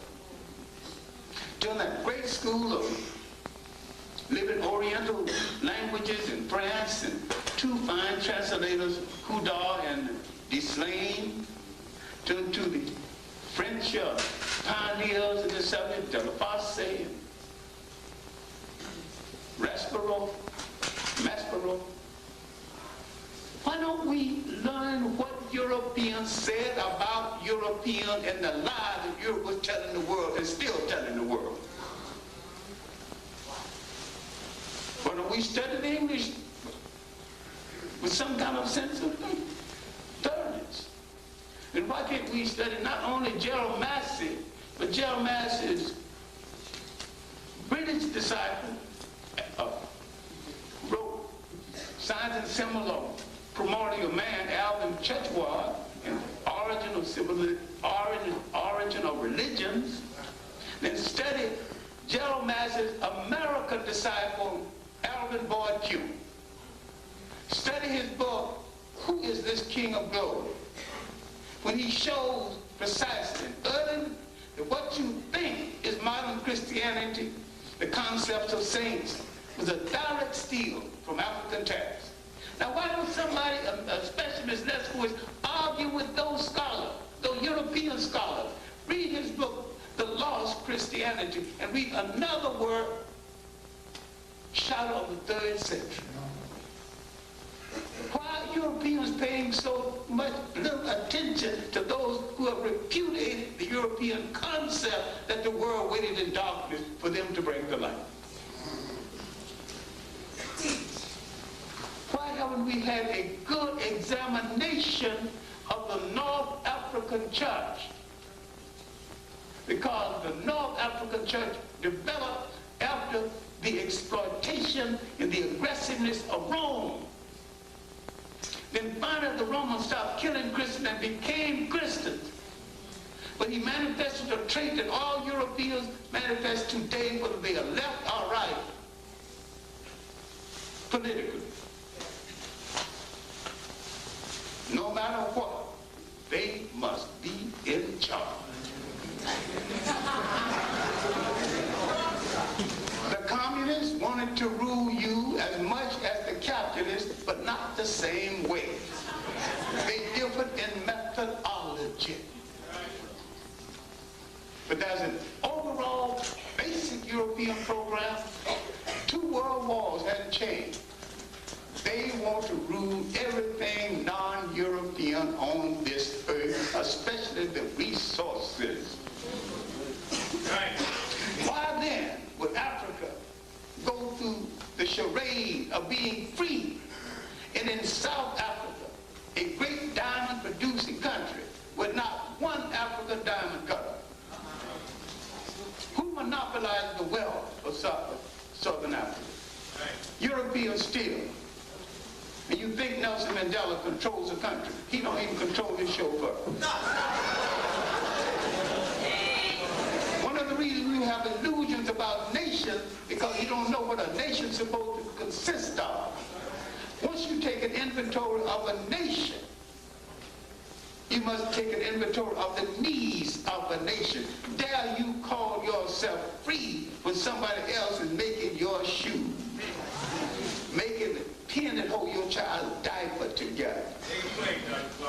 The new slavery in Africa is worse than the old slavery, because the African people have not understood only the slave can free the slave, and emancipation is a myth.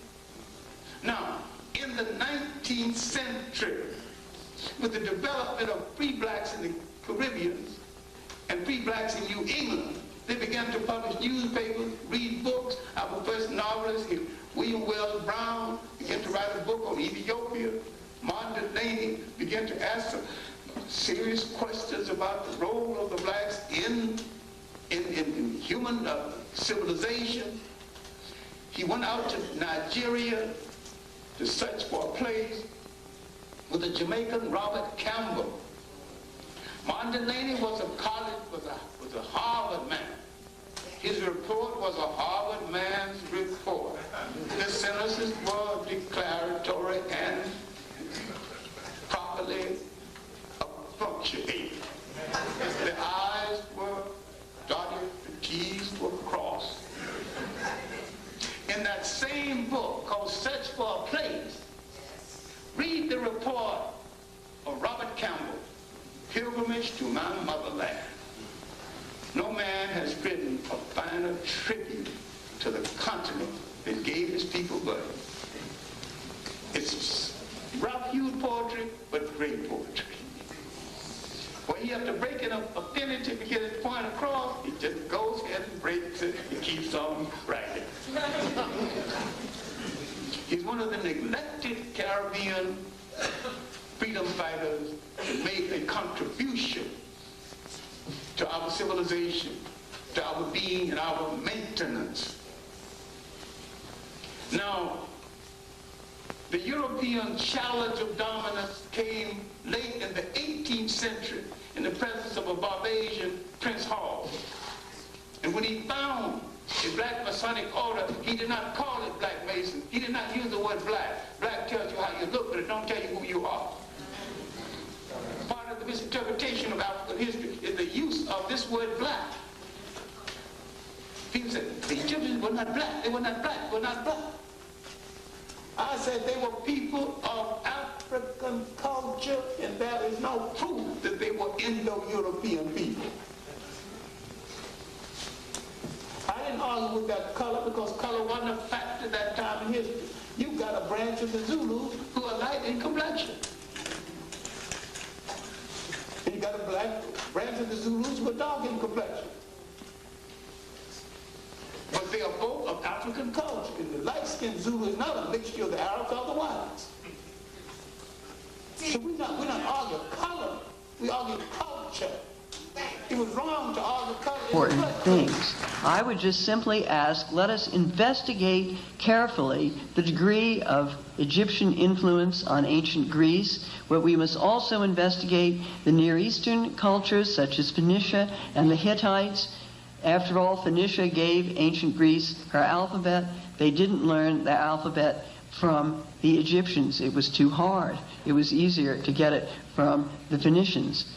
And we must begin to work on those lines. I would like to see everyone work also on a period we haven't discussed much here tonight, where we really do see Egyptian influence on Greek culture, and that is in the Hellenistic period after Alexander got there and Greeks were living in Egypt. A huge number of Greeks were living in Egypt. There, I think you can see some real influence.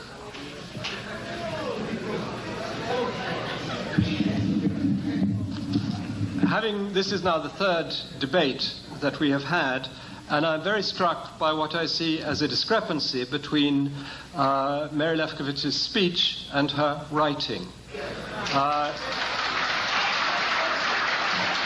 in speech, she is all sweetness and light and for open debate and openness in culture. Her writing is very different. The title, Not Out of Africa, is extremely provocative, and it reads, the text carries on in the same way. And I'd like to quote to you a letter I received from probably the most distinguished active classicist in the world today, who actually agrees with her on the academic side.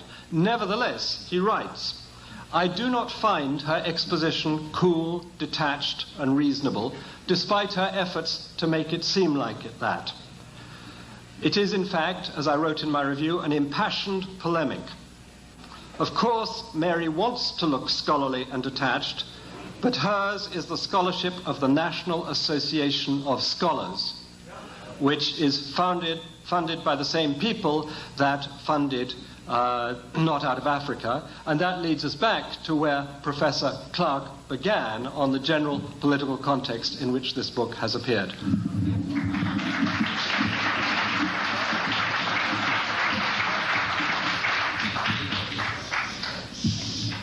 I will defend Professor Leskowitz's innocence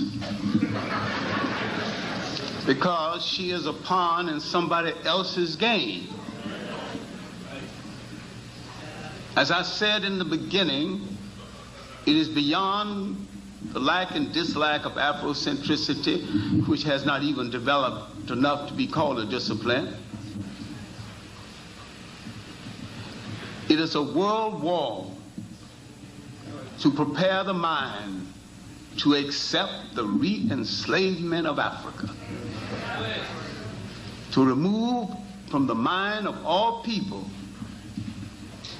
anything good that the African has done, and to ignore the fact that Europe set up Africa to fall apart by imposing on Africa, through miseducated Africans, a nation state. The nation state is un-African. The African thrived at his best in the territorial state. Many cultures, many languages, side by side, challenging each other, fertilizing each other. What you might call an empire. If you study the last 1,000 years before slavery, the development of independent states in the Western Sudan, Ghana, Mali, Songhai, destroyed by the invasion from North Africa by the Arabs attacking the North African Muslims, attacking the African Muslims, and destroying the great University of Saint-Corée and exiling its greatest scholar, Ahmed Baba, who admonished his students, believe in God and science. The Africans never separated God from science. The priest was scientists. The priest was the most knowledgeable person. That's why you had the concept of a priest God. Now, if they wipe this out of the mind of our children, and our children look at television and sound bites and think they were nothing but a nothing, when they re-enslaved Africa, they're going to say, good for them. They're preparing us to accept it. They're preparing the world to accept the re-enslavement of African people all over the world. And I'm saying that Ms. Leskowitz is a pawn in their game, in the tragic irony of it. She is the pawn in the game of people who turn their backs on her people and let them be killed by the millions.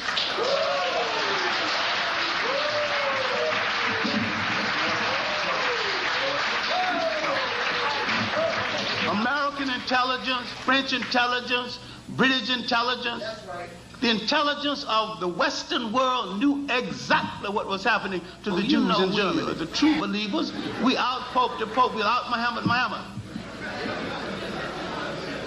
But religion has always been a political thing to Europeans, and still is. And when it no longer serves them politically, they're going to discard it. They turn their backs and let this happen. Now they're creating a new game because Europe has spoiled Europe.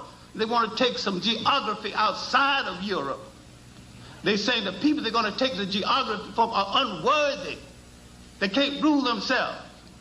Of course, they cannot rule themselves in artificial states set up by the Europeans. First place that Africa has to do is to get rid of these borders. Reestablish the borders along the old lines and integrate Africans into Africans.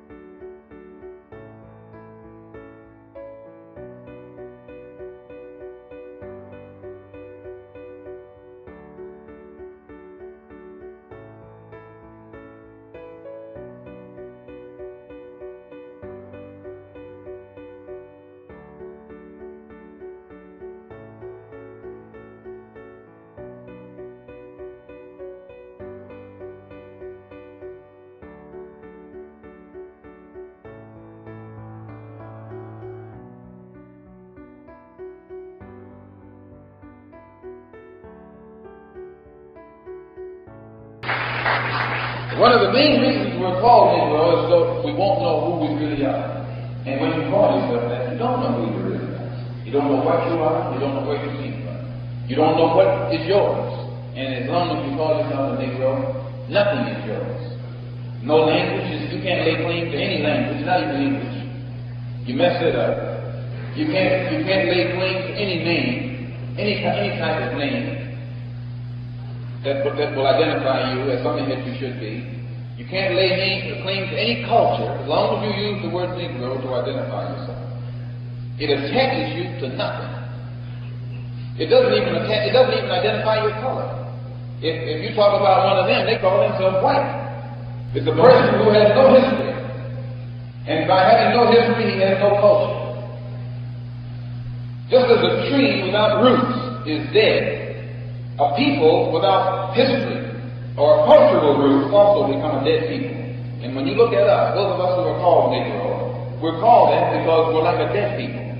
We have nothing to identify ourselves as part of the human family. You know, you take a tree. You can tell what kind of tree it is by looking at the leaves. If the leaves are gone, you can look at the bark and tell what kind it is. But when you find a tree with the leaves gone and the bark gone, everything gone, you call that a what? A stump. And you can't identify a stump as easily as you can identify a tree. And this is the position that you and I are in here in America. Formerly, we could be identified by the names we wore when we came here. When we were first brought here, we had different names. When we were first brought here, we had a different language. And these names and this language identified the culture that we were brought from, the land that we were brought from. And in identifying that, we were able to point toward what we had produced, our net worth. But once our names were taken and our language was taken and our identity was destroyed and our roots were cut off with no history, we became like a stump, something dead, a twig, over here in the Western Hemisphere. And anybody could step on us, trample upon us, or burn us, and there'd be nothing that we could do about it. They say that we're Negroes, and they say that Negro means black, but yet they don't call all black people Negroes. You see the contradiction? Mind you, they say that we're Negro because Negro means black in Spanish, yet they don't call all black people Negroes. Something there doesn't add up. And then to get around it, they say mankind is divided up into three categories: Mongoloid, Caucasoid, and Negro. Now pick up on that.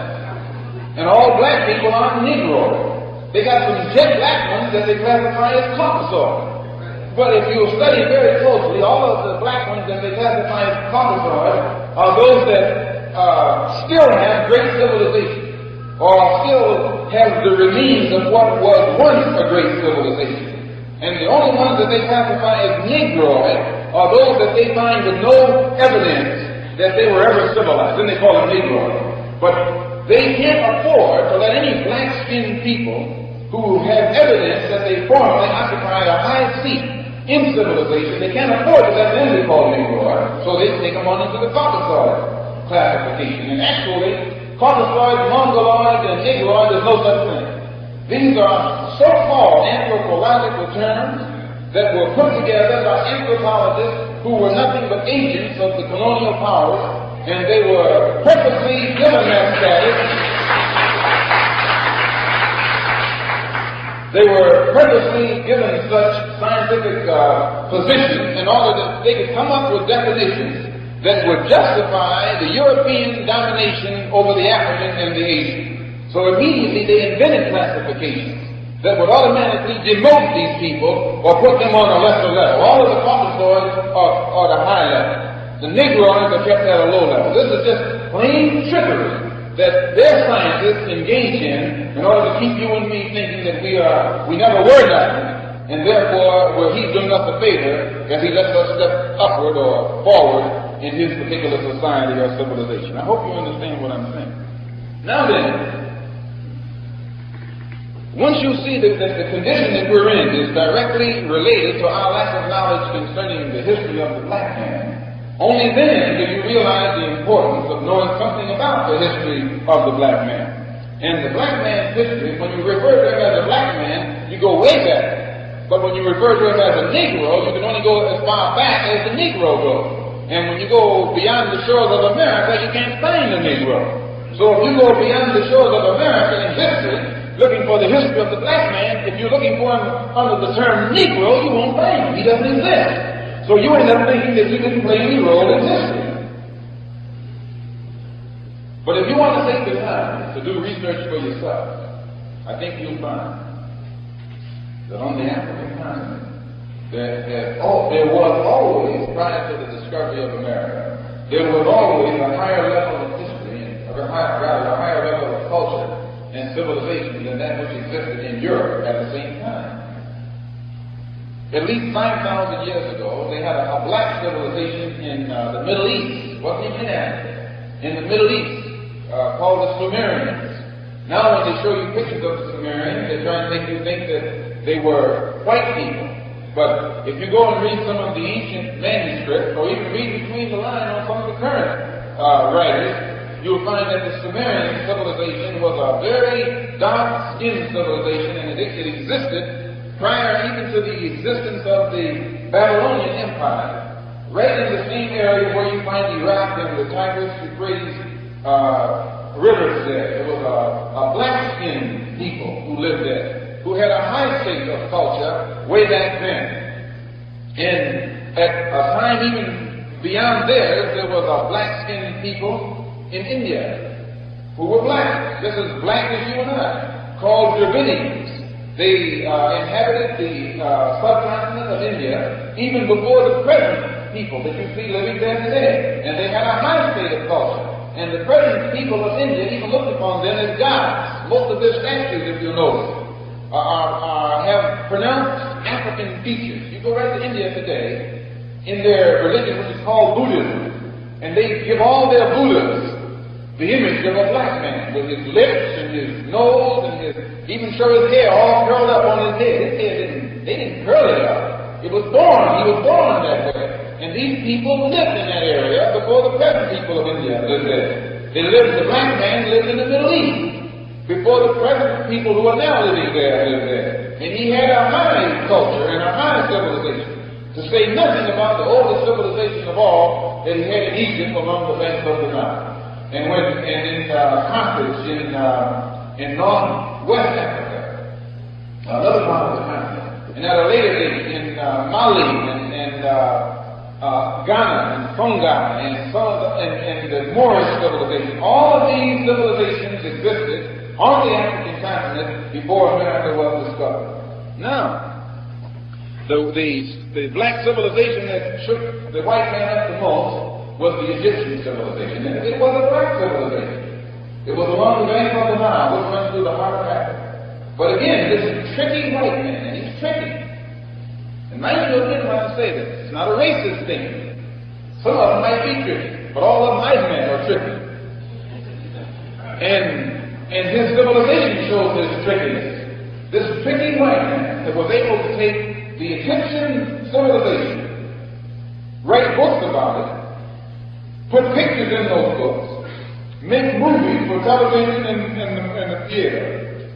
So skillfully done until he had even convinced other white people that the ancient Egyptians were white people themselves. They were African. They were as much African as you and I. And he even gave the clue away when he made this movie, King Solomon's Mines. And he showed the Watusis, with their black cells. And he outright admitted in there that they looked like the ancient pharaohs of ancient Egypt. Which means that the white man himself, he knows that the black man had this high civilization in Egypt. Which today the remains show the black man in that area had mastered mathematics, had mastered architecture, had put the building, the art of building, science of building things, had even mastered astronomy. The pyramid, as the white scientists admit, is constructed in such a position on this earth to show that the black people who were the architects of it had a knowledge of geography that was so vast, they knew the exact center of the earth's landmass, because the base of the pyramid is located in the exact center of the Earth's landmass, which it could not have been so situated by its architect unless the architect in that day had known that the Earth was round and knew how much land there was in all directions from where he was heading. And the pyramid was built so many thousand years ago that they don't even know the exact time that it was built.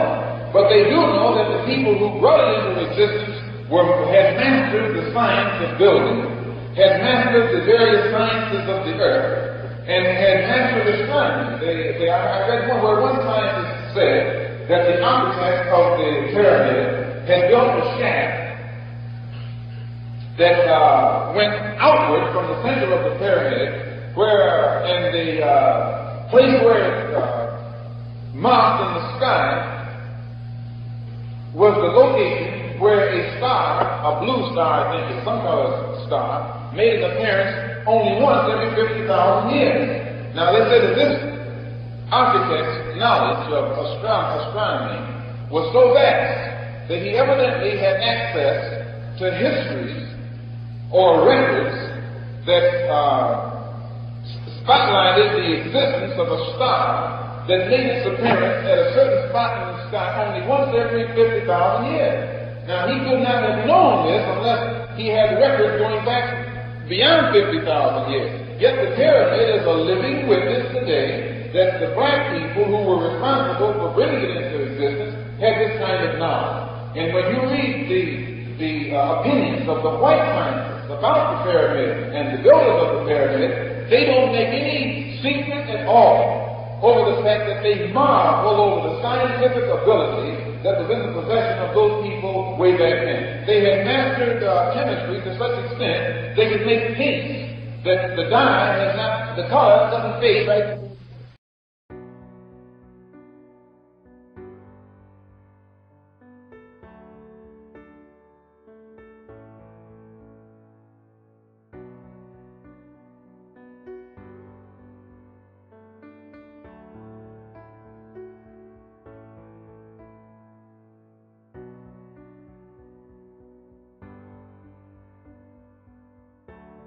Christian owners. This pantomime version of history is personified in many of Spain's national heroes, the greatest of whom is a knight called Guzman el Bueno. Every town in Spain has a street named after Guzman el Bueno. He's one of the country's best-loved historical figures. The story of when Guzman defended the town of Tarifa from Muslim raids is well known in Spain. Guzman's descendants, the Medina Sidonia family, became one of the richest landowners in the country. The Duchess of Medina Sidonia has discovered something remarkable about her illustrious ancestor. Guzman el Bueno is the first of the Guzman family we know about. He is the founder of the family. He came here and lived in this very house.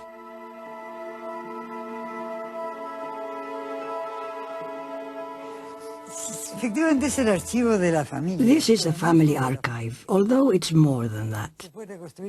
It is a rich source of documents from the medieval period and later. Was it right that one of your ancestors was involved in the Spanish Armada? The 7th Duke was involved in that campaign.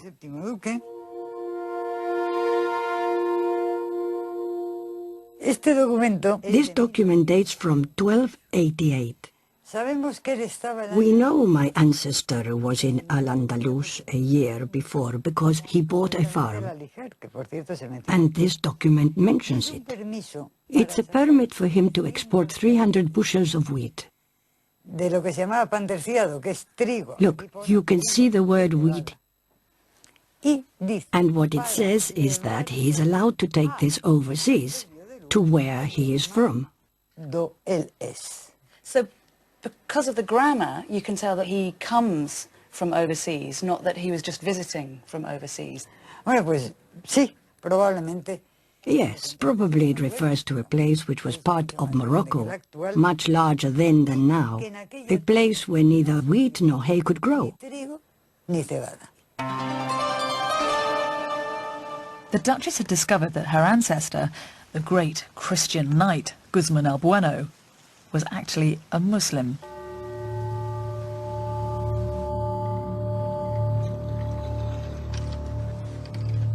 This is really a piece of human history. It dates to 1297. The king refers to Guzman as my vassal because he is a foreigner. Guzman the vassal? If it wasn't written here, I wouldn't believe it.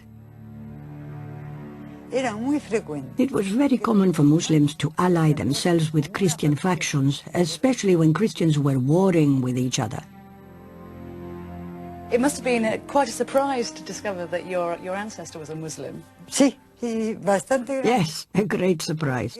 This is because there had been a chronicle which dated back to the 16th century, in which the Guzman family had cleaned up its political and ethnic past.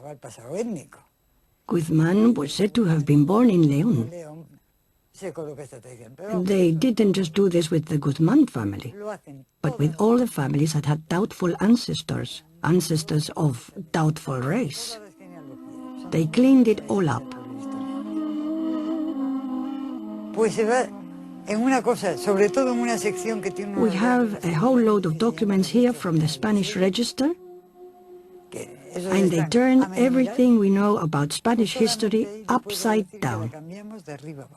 The Spanish are simply inventing history.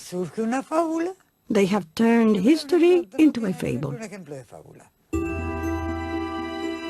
The idea that the Christians and the Muslims were fighting a holy war was created in Spain long after the Reconquest actually took place. Even Spain's most famous hero, the swashbuckling El Cid, is caught up in this fantasy. In films and books, El Cid is celebrated as a kind of Christian pin-up, a crusader in the fight against the terrible Moor. But El Cid spent his life, like El Bueno, as a mercenary, fighting for whomsoever would pay him. The name Cid means the master in Arabic.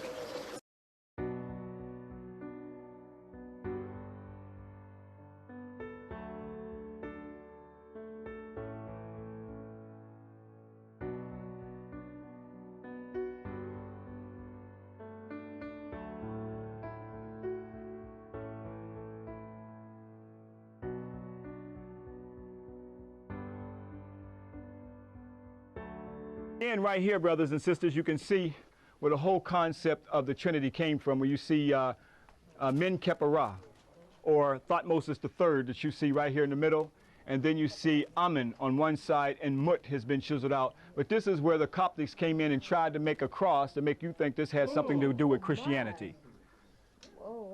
Where the concept of the Trinity was right here in the temple of Amen. And tell me what the Trinity of Amen was. Amen, Mut, and Khonsu. So here they cut them out to make you think this is in fact the cross. So if the temples were supposed to be so pagan and so heathen as they tell us, then why would they use it as a church? And why would they copy many of the concepts from the Medu Neter, many of the stories of ancient Kemet, and then take the symbolisms to try to make it look like it has something to do with Christianity? But we are told it's supposed to be so pagan and heathen, but yet they came in and built the Coptic church right down in the temple. Because this is the beginning and the foundation of spirituality until it was changed over to a Western concept of religion. This is where you also have the world's concept of the royal holy family, not in Rome, but right here with Mut and Amen. I know that's oblivious to our consciousness because our story has been erased and we haven't known it for a long time. The only holy family we can relate to is some Roman Catholicism holy family that has no representation that looks like us. How in the world you can have a holy family that doesn't look nothing about like your babies, I don't know. Even though the cross, when we get into Upper Egypt, I'm going to show you, it's an African symbol also. It's called the Amsu, that symbolized the spiritual resurrection until the Romans corrupted it, and to the crucifix.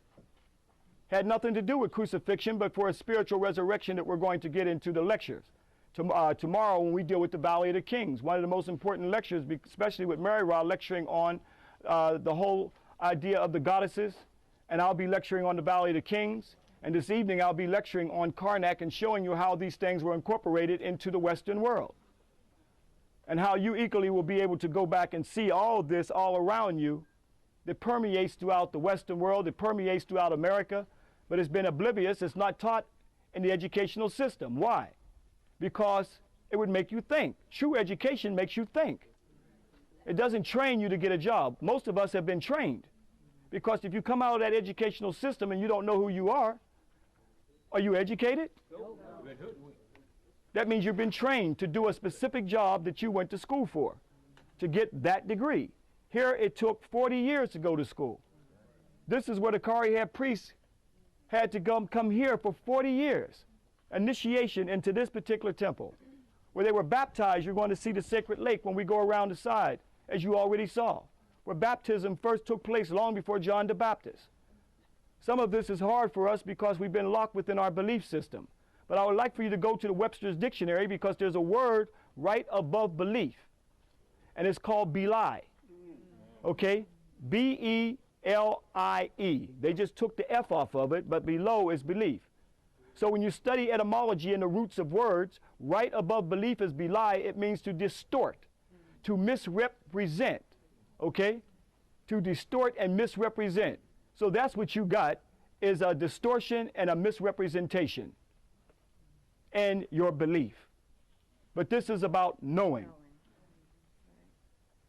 As our ancestors said in the Tahuti text, seek and ye shall find. And once you find that truth, know that truth, because it is that truth that will set us free, where it ended up in John. For you to know thyself. Hotep. Hotep. Serious documentation. And you're on the front line. You're the soldiers out here. You're out here in the field doing field work. So you see how massive this temple is now. Right now we're in the shrine of Makari Hatshepsut. She was the queen pharaoh of the 18th dynastic period who ruled ancient Kemet, who protected ancient Kemet during her time. You're going to see her funerary temple day after tomorrow, just to see how serious a sister that she is. Although some who did not respect the sister, now some say it was Thutmose III. We have no record of that, but if we look back and see that it may be others who may not appreciated her and chiseled her out. But you see the ankhs representing baptism. This is where the concept of baptism came from. So you see the ankhs where she's been baptized by Heru and also by Tahuti, showing the earliest concept of baptism right here of Makari Hatshepsut, a serious sister during the 18th dynastic period who protected Egypt during her time, as well as ruled the throne of all of Kemet. Now we're going to come down here a little bit. Mem is a form of Amen. Now you can see the erect penis of Mem, showing that circumcision was already known by African people long before Abraham. We are told that Abraham started circumcision, where he circumcised his son Isaac.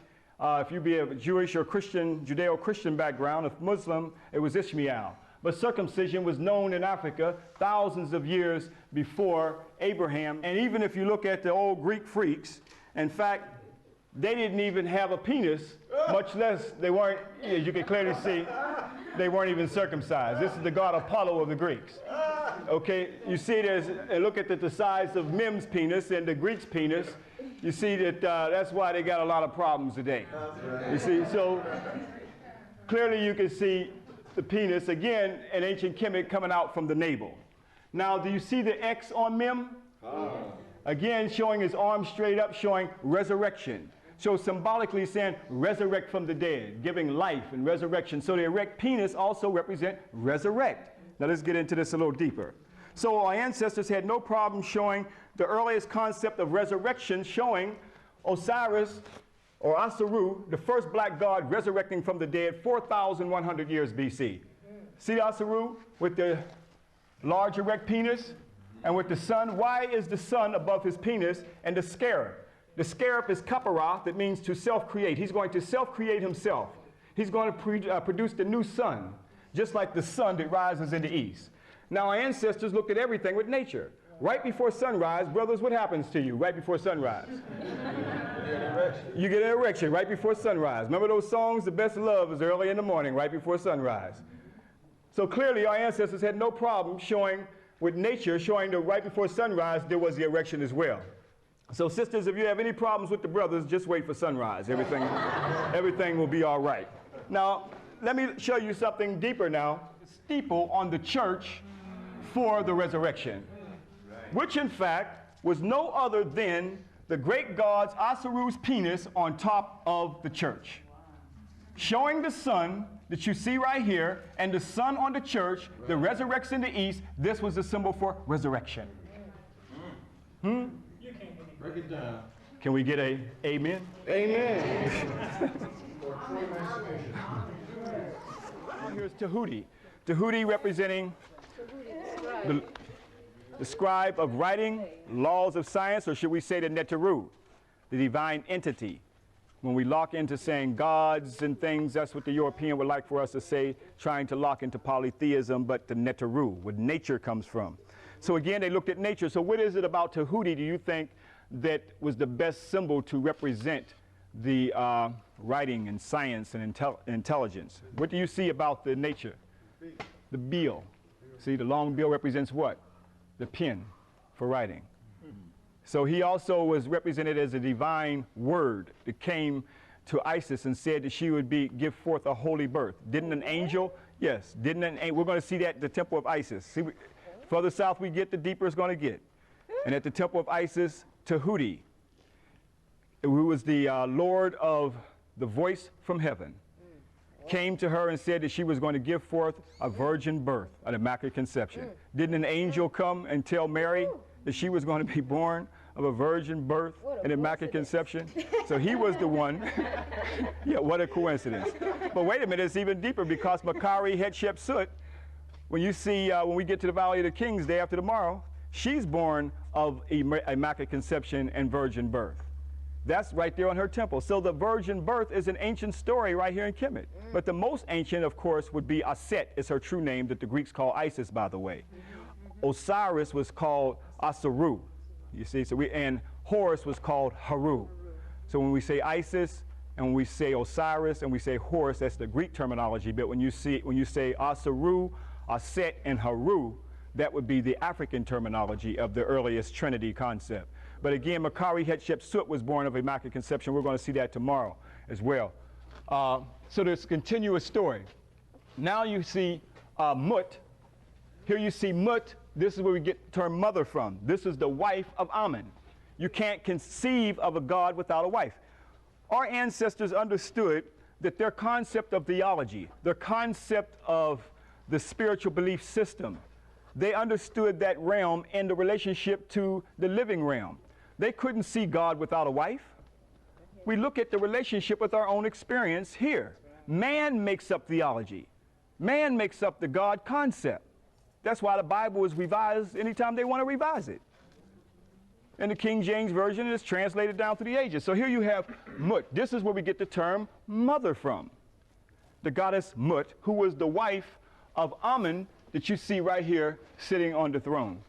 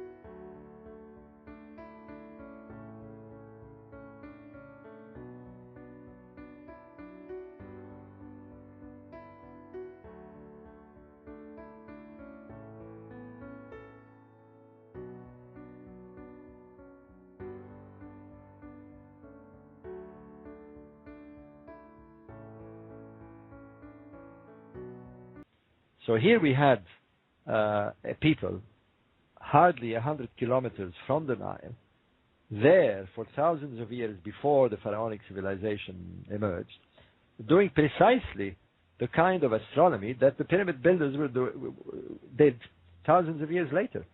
So that was the big surprise, is that it looked like the kind of science that we had attributed to the pyramid builders was in fact not original to them, but had been developed by these prehistoric people who were in the Sahara thousands of years before. So that is the importance of Nafta Playa. Now, there is other... How far back are we talking here? I mean, you're saying a few thousand years, so 5,000, 7,000? Well, Nafta Playa gives us a variety of dates. We have been able to detect that people came to Nafta Playa about 9,000 to 10,000 years ago. Now that puts the presence of these people in that area at least 6,000 to 7,000 years before the pyramid builders. That's the kind of difference we're talking about, the time scale. We know that not only they settled in Nafta Playa perhaps around the 6th or 7th millennium BC, but that they stayed there for several thousand years. They suddenly disappear around 3,500 BC. And here is the interesting part, is that when they disappear, the pharaonic civilization emerges. And, it doesn't take a rocket engineer to realize that these people must have gone. The reason they disappeared is that the area became impossible to sustain life. The desert became super arid. There was no more rainfalls. The wells had dried up. And they were literally forced to move.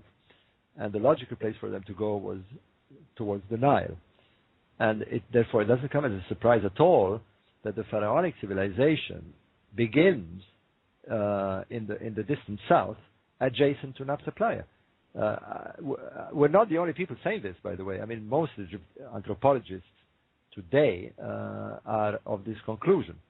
And Egyptologists are slowly coming around now to the very strong possibility that the pharaonic civilization owes its origins to this black African people that lived in the Sahara for thousands of years. And there is no doubt at all that they themselves, these prehistoric people, had come from Central Africa. So it's a huge, huge change in perception. There was a lot of belief. There's still a lot of resistance in Egyptology. I mean, that the Egyptian pharaonic civilization is a homegrown civilization, that it simply spurted out along the Nile Valley. Well, that's not the case. The truth is coming out very strongly now. I mean, the evidence is overwhelming, and every day there is more and more evidence that a prehistoric black African people. Let me give you a time scale, because I think this is very important. We now know, and I say when we, I'm talking about anthropologists, paleoanthropologists, and everybody involved in the study of human history, that the origins of modern man is in Central Africa, probably Central East Africa, sometime around 200,000 years ago. We know this because genetic studies that have been done over the last 20 years have confirmed this without any doubt. It's called mtDNA, the tracing of the female gene back. And we know that there's a point in time, sometime around 200,000 years ago, when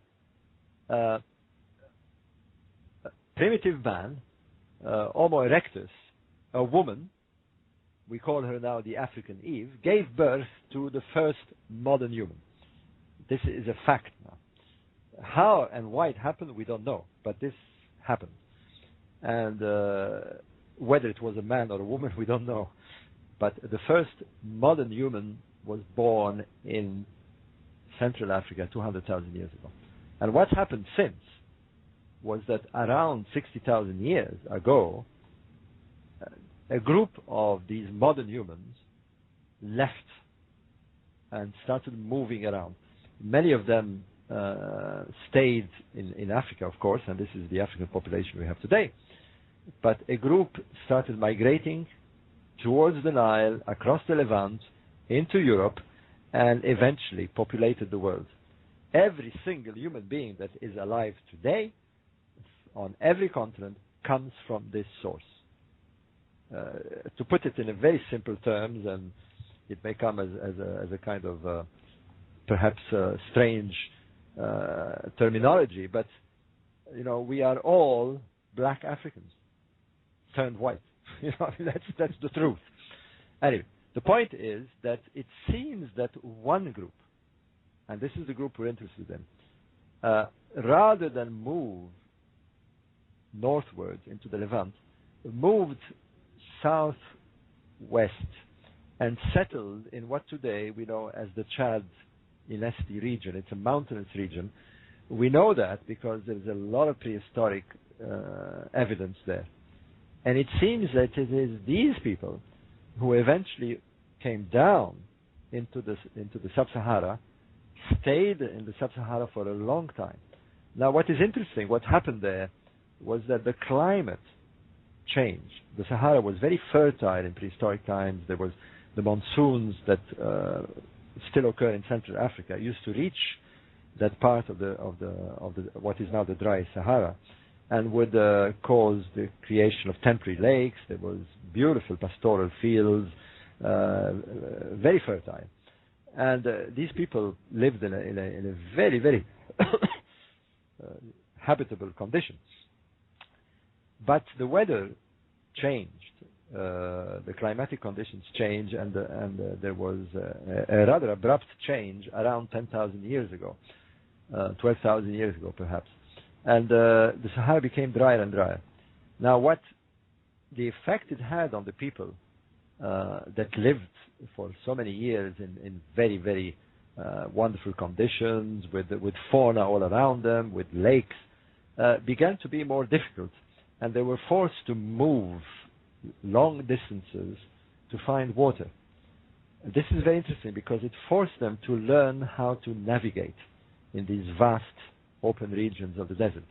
And that's where the stars, or rather the astronomy, comes into play.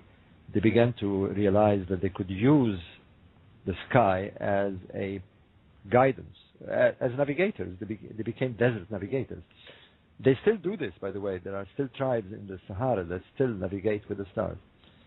The other thing that occurred was that rather than being hunters, where they had fauna all around them, they were obliged to take along their food, and it forced them to domesticate cattle. We now know that the people who eventually became the people of Nabta Playa had domesticated cattle at least 500, perhaps even 1,000 years before the domestication of cattle in hello? I'm still here. I'm just listening. Somebody else is trying to butt in. And they had domesticated cattle. They probably were the very first. All this is caused by the pressure on them caused by the climate.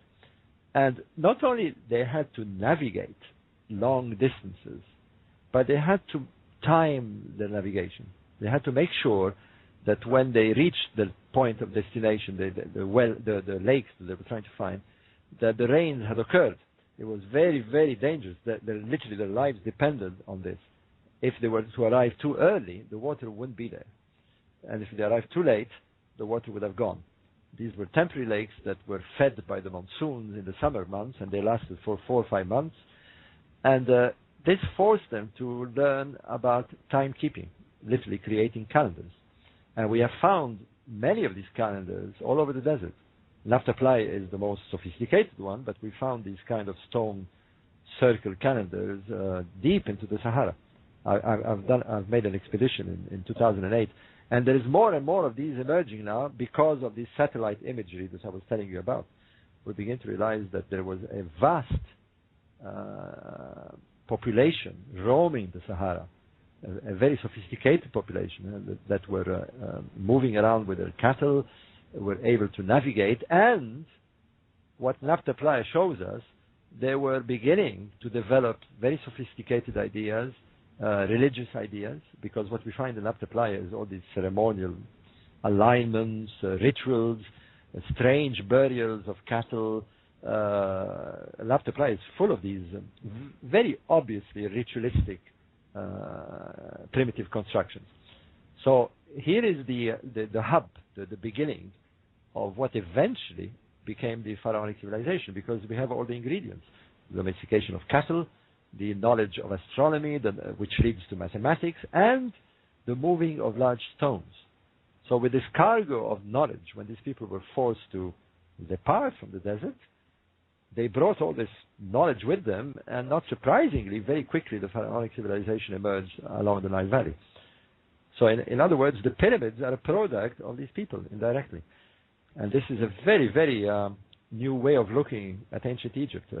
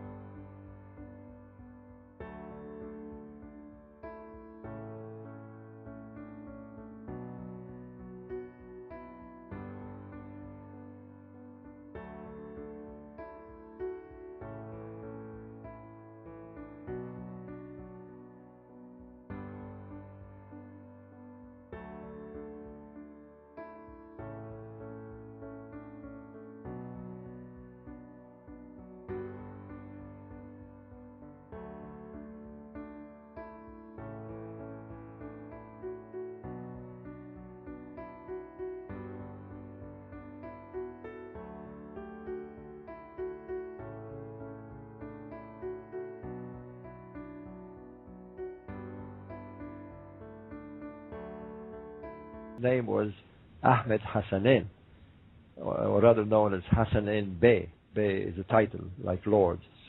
He was rather an extraordinary and romantic person. He was educated at Oxford, at Balliol College. Among other things, he was head of the Olympic team of fencing. He has an extraordinary story because he became tutor to the last king of Egypt, King Farouk.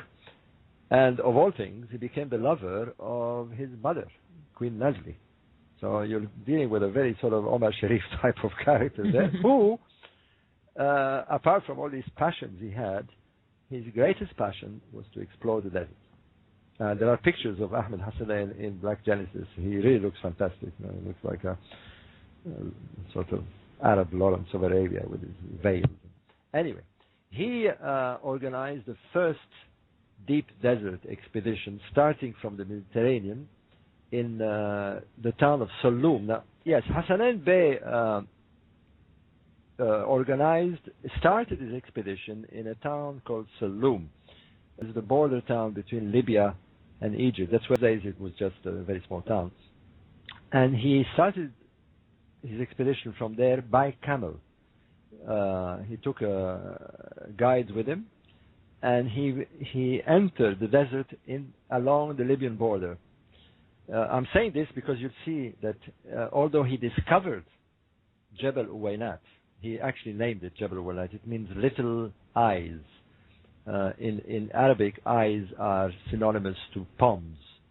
He found ponds of water. It's the only place where there is water in this desert, by the way. It's the only place. Anyway, he traveled almost 2,000 kilometers.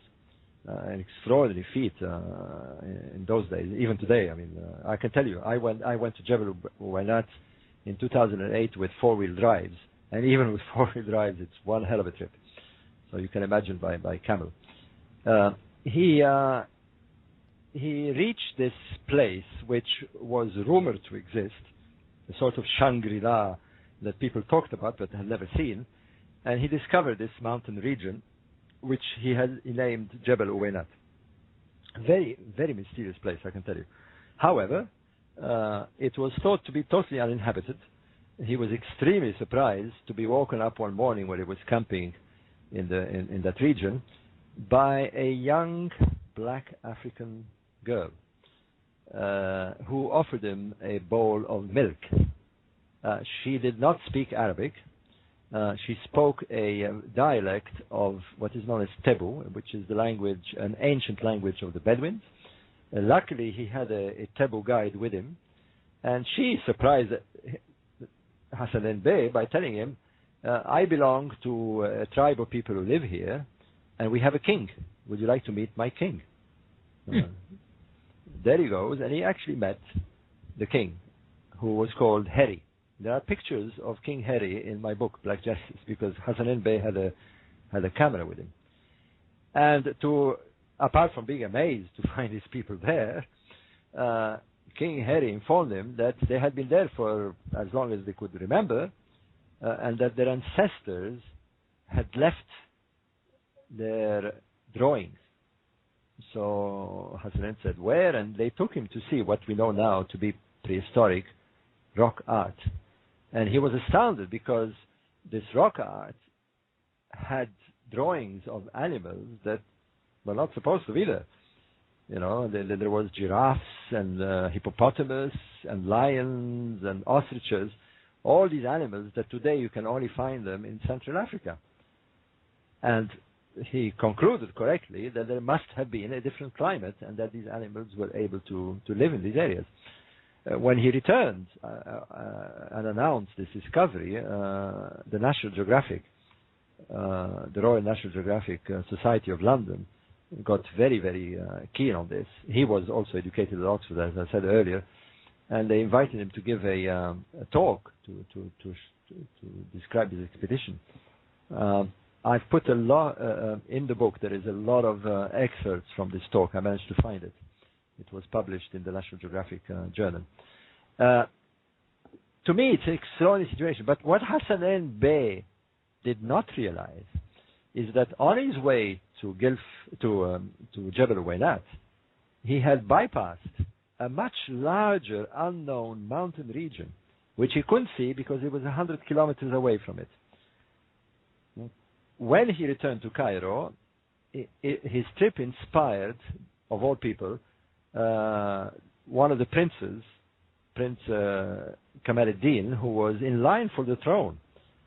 It shows you how the desert affects people, because Prince Kamaluddin rejected the throne of Egypt and decided and declared himself a desert explorer.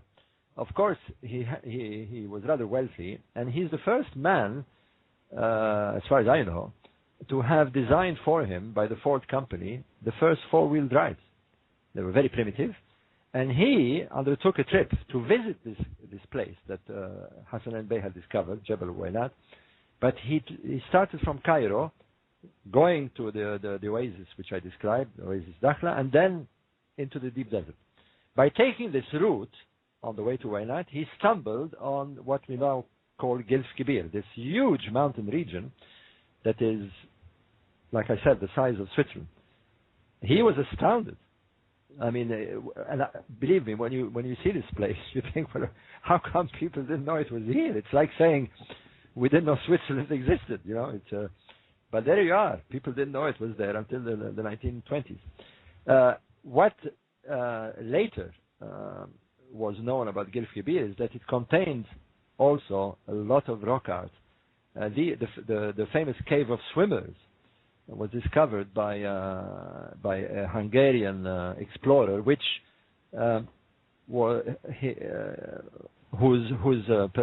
person was used for the film. I don't know if you've seen the film The English Patient. Mm-hmm. Well, yeah, I have.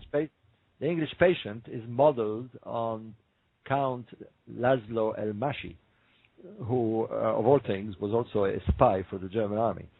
And he had the desert bug. And he decided to go to Gilf Kibir after it was discovered.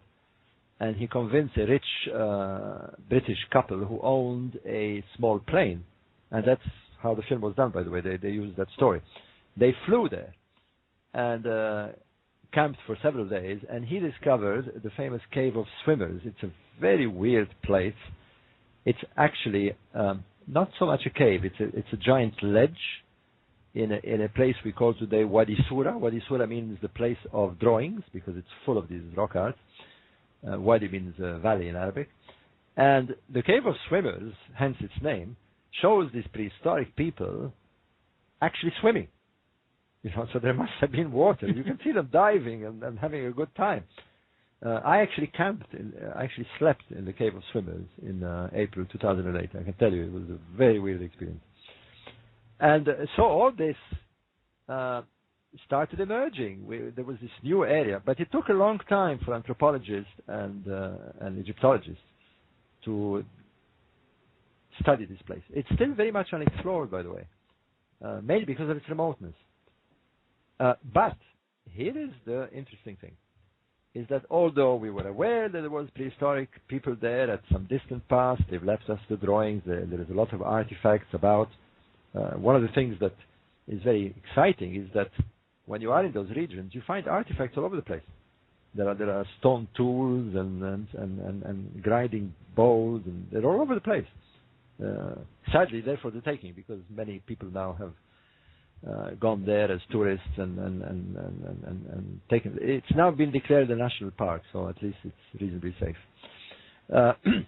However, what Egyptologists were utterly convinced is that even though these people were there, they were unknown to the pharaohs. The pharaohs, as far as they were concerned, could not have traveled there.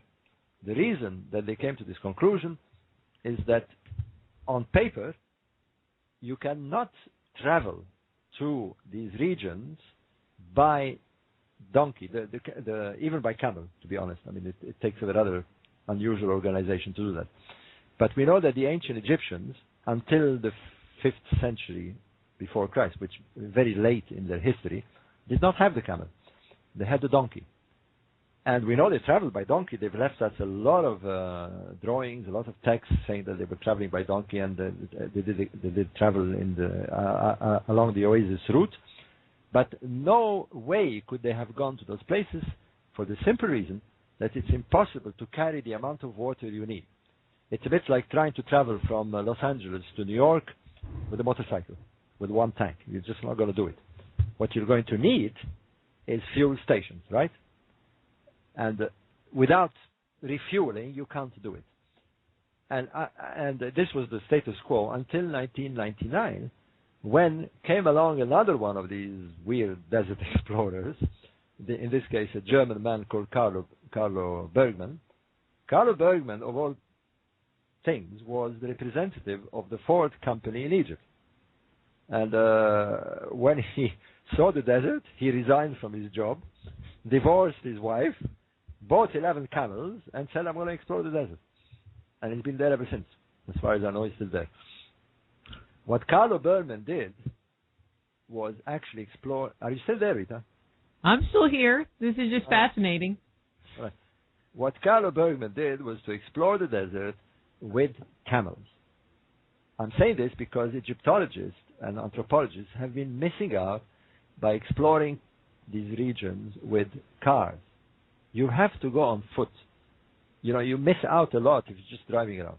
Sometimes you pass a cave a few yards away with prehistoric rock art and you don't see it. You really have to be that close. Mm-hmm. Anyway, he did that, and what Carlo Bergman discovered, to cut a long story short, is what is known today as the Abu Balas Trail. He discovered these water stations that the pharaohs used in order to travel in the desert. They actually had built water stations. They're very weird. They're there. I mean, you can actually see them. I went to see a few of them. There is a kind of string of them leading 700 kilometers all the way from Dakhla Oasis all the way to Gils Kebir. In other words, that they had these water stations. What they did is that they sent emissaries to fill up jars, huge jars of water, which were left there, so when there was an expedition, the water was there for them to refuel. And that's how they traveled. We know that for a fact now, because even though Carlo Bergman discovered these water stations, there was no evidence at Gils Kebir or at Jebel Uwainat of the pharaohs having reached there. There was nothing, no signs of them at all, until 2007. And that's where I come in, or rather that's when two very good friends of mine, an Egyptian, Mahmoud Marai, who had been a tour guide for many, many years, a desert tour guide, And another friend of mine called Mark Borda. Mark Borda lives in Malta. He is a businessman, but he got the desert bug. And he contracted Mahmoud Marai to take him to Jebel Uwainat. They went there to look for rock art. But what they found surprised us all. They found pharaonic inscriptions, proving that the pharaohs had been there. And not just pharaonic inscriptions, but pharaonic inscriptions of the pyramid age. It's quite amazing. So now we know that the pyramid builders actually traveled that far to the very edge, the very corner of Egypt, which is that region of Jebel Uwainat. And the inscriptions say that they met there people from the kingdom of Yam. Now, the kingdom of Yam has always been a mystery to the Egyptologists. They supposed, it's mentioned in many, many texts, many ancient texts, but they had supposed that it was further south along the Nile into the Sudan. What this proves is that it was in fact in the deep desert. It's not Jebel Uwainat. Jebel Uwainat was a meeting place.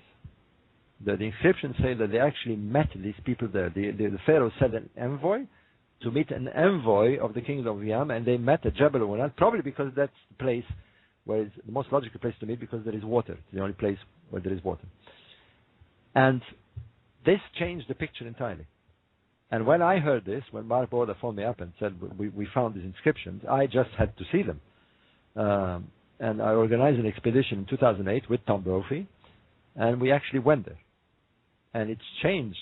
It's not only changed my views, because having been in Egypt for so many years, having studied the pharaonic civilization for so many years, suddenly I saw it in a very different light.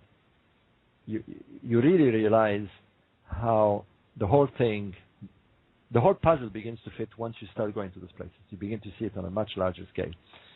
And in any case, we undertook an expedition of 10 days. We reached Jebel Uwainat after 5 days of open desert travel. I can tell you it's quite a feat. Sleeping in the dunes, it's changed. The people who came on the expedition will never be the same again, I can tell you. It was quite an experience. To be, even for this short period of time, in this wilderness, in this open desert, to be living for a short while, detached completely from civilization, and meeting the ancestors, because when you reach there, you actually meet them. Well, you see them in drawings. Mm-hmm. It's very eerie. It's very eerie. And I don't understand why there hasn't been expeditions organized over the last years. For me to be the first person after the discovery of these inscriptions, Mahmoud Marai and Mark Borda, when they returned from Jebel Uwainat, having discovered the inscriptions, announced them in the newspaper. But nothing happened. You would have thought that Egyptologists would have run there to see them. It's a unique discovery. But nothing happened. They were very disappointed. They actually went to the antiquity department. They actually saw Zahi Hawass and said, oh, yeah, very interesting. But it changes the history. That's the whole thing. It changes the history, and he doesn't seem like he wants it to change. But it changes the history, it changes the geography, but it changes something else, which I think is not something Zahi wants to change, is that Zahi is very much against the notion that the pharaohs originated in Black Africa. He's very, very anti-Black Africa. So, but he can huff and puff. The evidence is coming out, and it's not published. But when you look at the statuary of a number of the pharaohs, they look a little weird.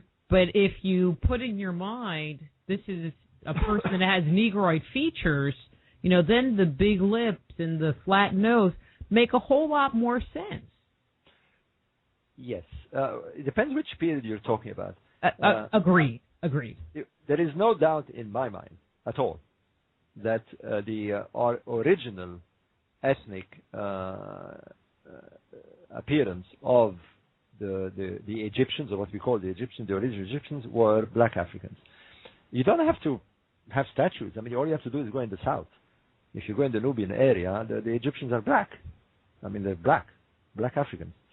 And when you definitely go in the Sahara and you go in the oasis, the majority of people are black. They're descendants from these original prehistoric people. There is no doubt at all. There are pictures of these black African Egyptians in Kyprogenesis. I mean, it's very, very obvious.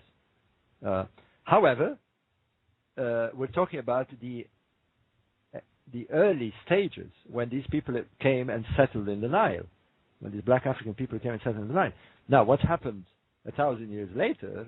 Yes, of course, there was a migration from the Levant, there was migration from the Mediterranean, and the race began to mix. And this is why you have a very varied people in Egypt. You can range from almost Caucasian, which comes from the mixture of Turkish and Syrian and European, to the dark black African. I mean, there are black Africans who are blacker than black Africans in Egypt. I mean, wonderful people. The Nubians are extraordinary people. Their features are so obviously sub-Saharan. So, to me, there is no doubt. But of course, it depends. If you're talking about the Middle Kingdom, then it's not surprising that you find all this mixture of ethnic groups, because they had intermingled by then.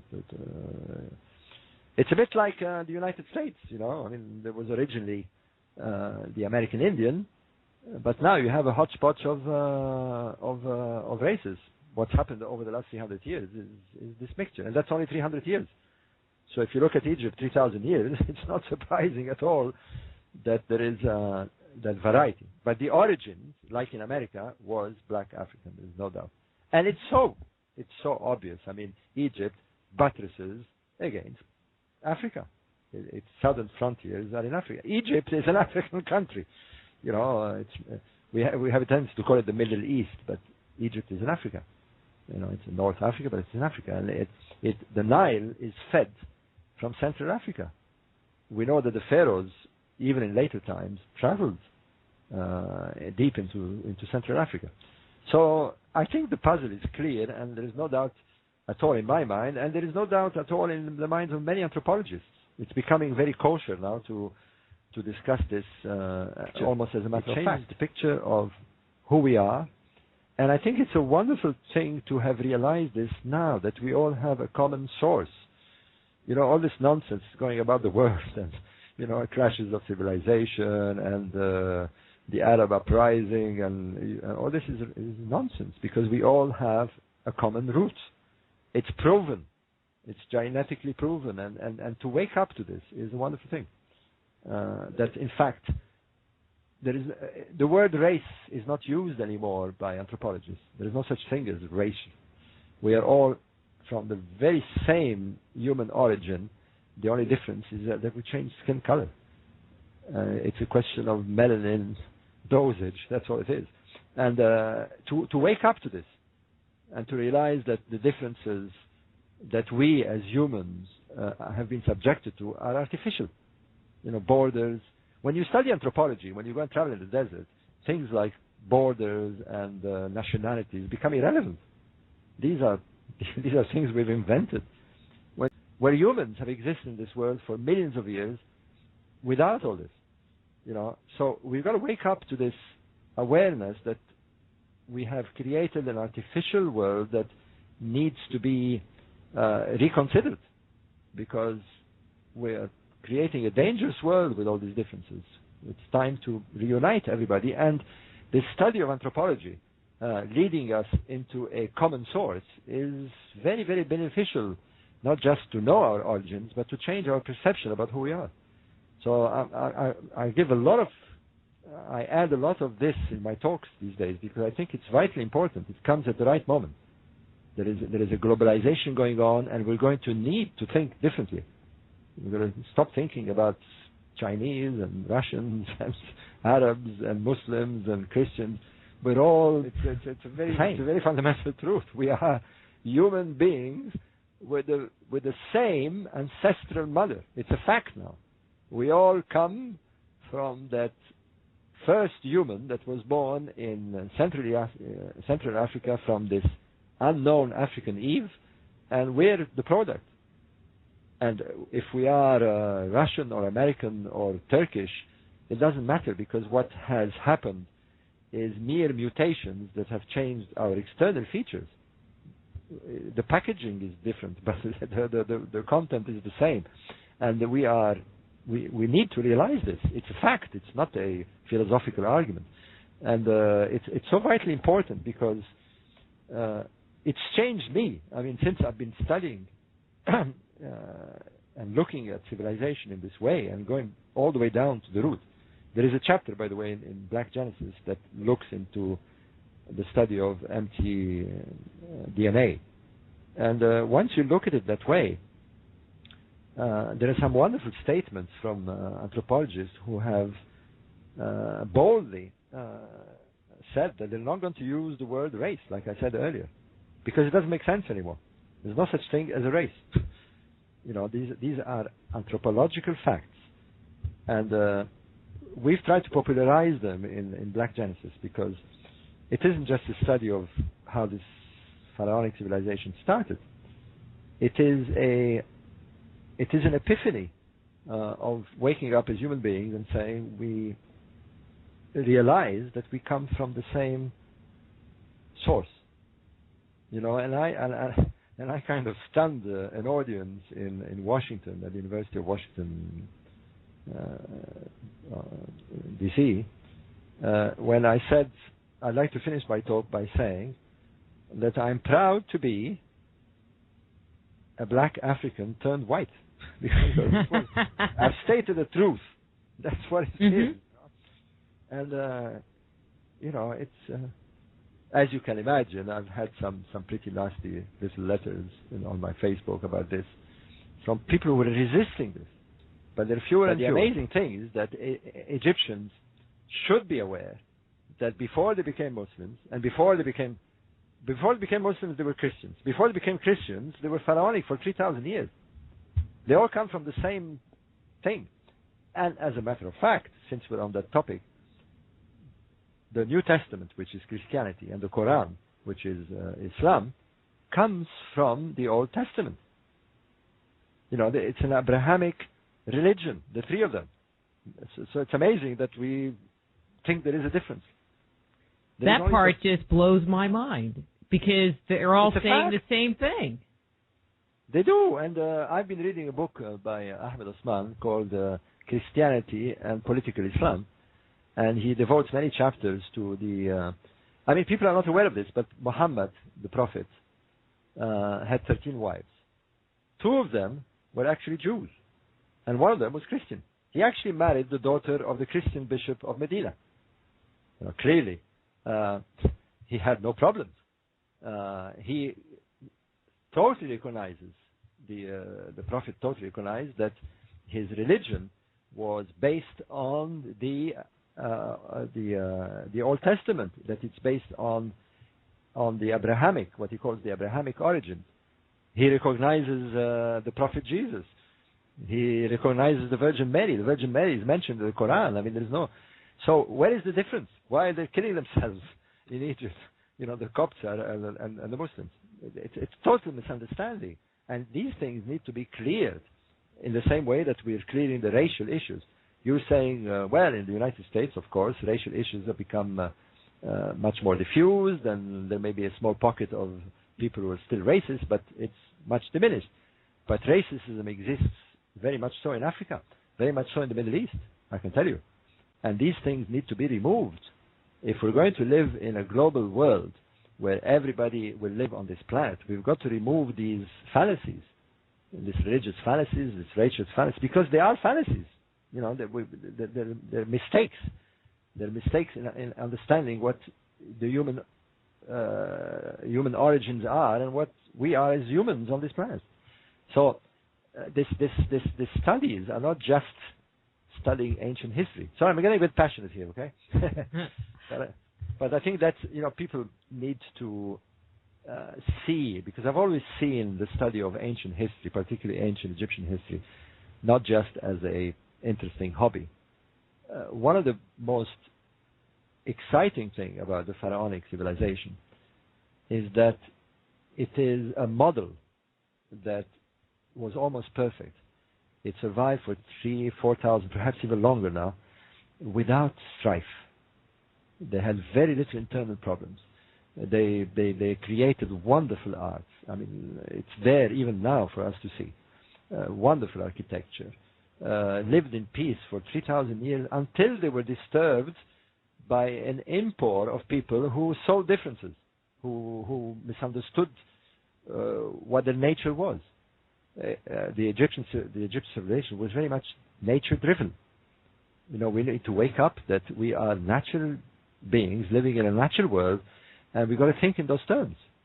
You know, we're losing touch with who we are, and this is a very dangerous thing, because the more we lose touch with who we are, the more dangerous we become, the more indifferent we become, the more we are ready to push that red button and blow ourselves up. So we need to see the past as a time when people were living in very harmonious manner with nature, with themselves. I mean, when you go and see when you see those drawings in the rock art in the desert, one thing that stuns you is that they seem to be happy. There is no scenes of aggression. They're all dancing. They're all holding hands. They're all swimming, and they were there for thousands of years undisturbed. Human beings lived, even though we consider them primitive, they lived in harmony with their world, and they lived in peace. We need to restore that sense. We need to re-educate our organization alone of organizing a people to build the pyramids. You can't do it under the whip. The organization is such that it demonstrates that we had a people who were not just in unity, but could communicate amazingly over distances, to actually produce these monuments. You know, some of the stones of the pyramids come from Upper Egypt. It takes 2 weeks sailing to go to Upper Egypt to go there, let alone bring the stones down there. There was a system of communication that existed that cannot be with people who were not in unity. The art they produced, the art of the Pyramid Age is extraordinary. These people carved statues in basalt, in hard granite, in schist stone. It's black basalt is like iron. When you touch it, it actually feels like iron. Michelangelo wouldn't even dare carve a statue with these kind of stones. It's too difficult. And yet they produced this wonderful art. All you have to do is go to the Cairo Museum, and you're not looking at people who were oppressed. You're looking at an explosion of creativity. This is what ancient Egypt was. Left us a wonderful religion of what I call a natural religion. They had no hang-ups like we do. I mean, the religion was open. There was no sexual taboos. There was no. They lived. You can see it in their drawings. I mean, when you go to the Temple of Philae, you can't build a Temple of Philae where people are oppressed.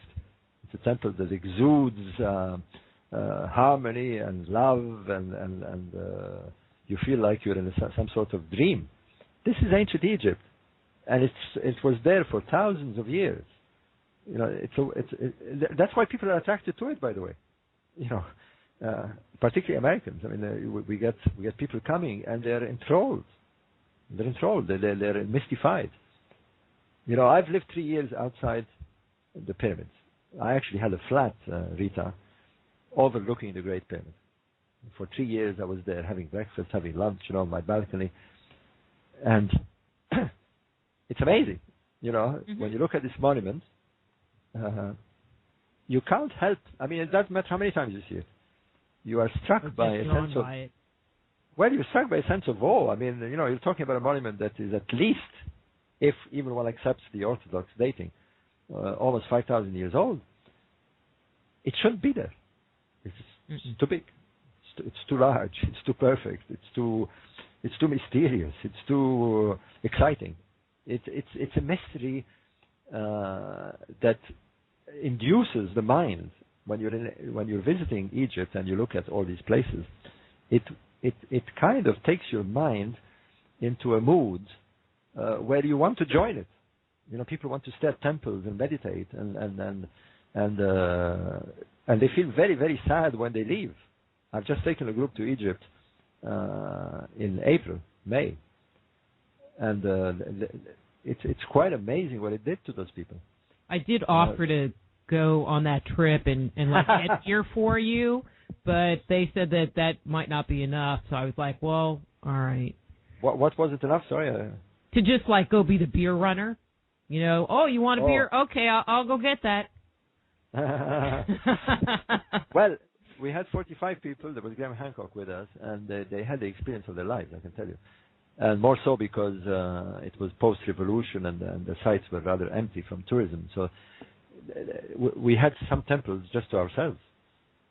But what they saw, you know, they were expecting they were expecting to be enthralled and all this, but they weren't expecting that kind of effect.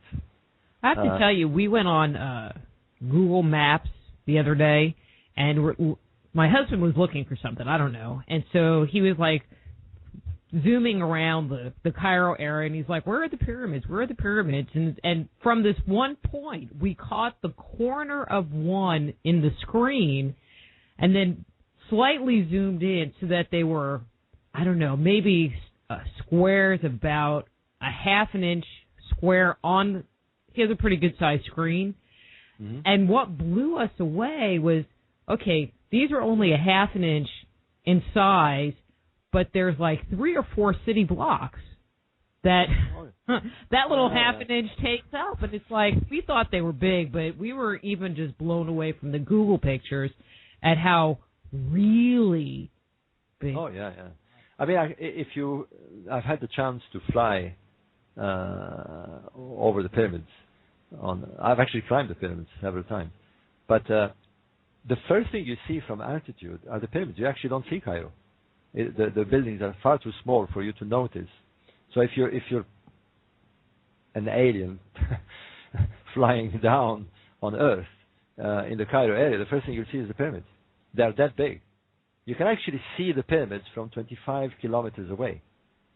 And you see their peaks before you even see the city of Cairo. It's an amazing sight, I can tell you.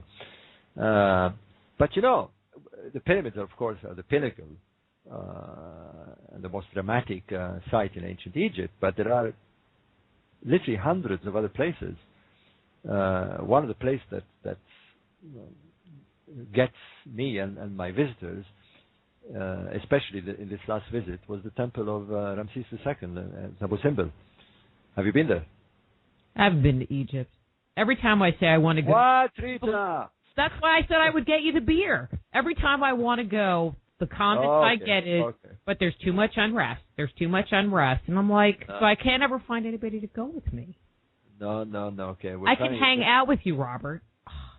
We're organizing what we call an all-Nile trip, literally, doing the whole Nile from north to south, which is what we did in April. For February. So I'll give you the details, and I'll have you as a special guest. How about that? Okay. And no, I mean, it's, you know, I've lived, all in all, about 25 years in Egypt. Like I've said, I've lived opposite the Great Pyramid for 3 years. I've visited, I don't know how many tours, visiting all these temples, but it still gets you. I mean, I presume you know of John West. John West says the same thing. John says every time he goes at Giza and he sees the Sphinx, he gets a hit. You know, you're looking at something that is extraordinary and hoary with age and so mysterious. That's one of the things that the word mysterious comes into mind every time you look at these monuments. I've described them once as a giant question mark looming. You know, you're there and they provoke you. They defy you. They defy us today. I mean, they defy engineers. We don't know how they build these things. You know, I used to be a construction engineer. My brother is an architect, and they're defiant. They provoke your mind, and maybe that's what they were there for. Do you believe the 3500 BC date? Thank you. Date? No, sorry, no, I didn't. I thought you were going to say alien. Oh. No, the date. Although I appear in Ancient Aliens in the next series, I will appear quite a lot in it. But the dating, you know, my conclusion is that there are 2 dates at Giza. One of them is the Orthodox date. I'm pretty sure that there was activity, and probably a large part of the pyramid construction was done in about 2500 BC, as the Egyptologists say. Excuse me. But two sciences, the science of geology, which was Robert Schoch's and John West's work, and the science of astronomy, which is mine and Graham Hancock, demonstrate that there is a greater antiquity there as well.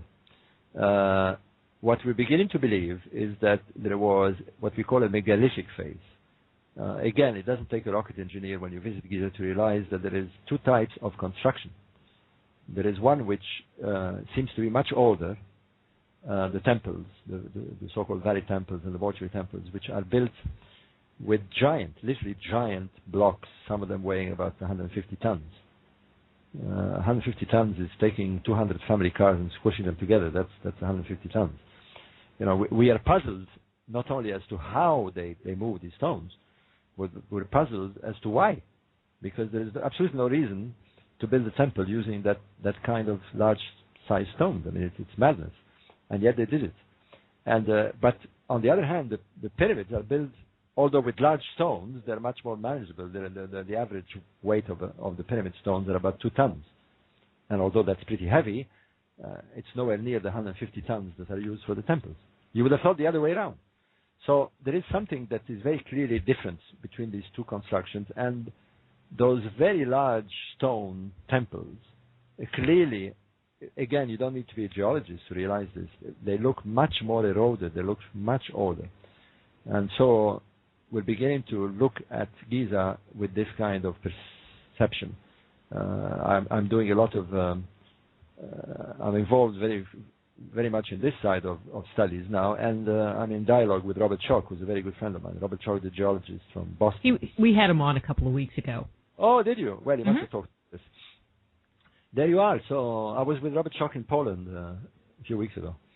And so I think that's what we have there. We have a much older phase. I would date that phase around the 12th millennium BC, around there. And that matches very nicely with Nabta Playa. If I'm going to sort of throw in a hunch, I think that we had these prehistoric people taking excursions from where they were into the Nile Valley and left their imprint. I think what we're going to discover in the next few decades is that much of buildings which have perplexed us, like these temples at Giza and the Osirion at Abydos, are fingerprints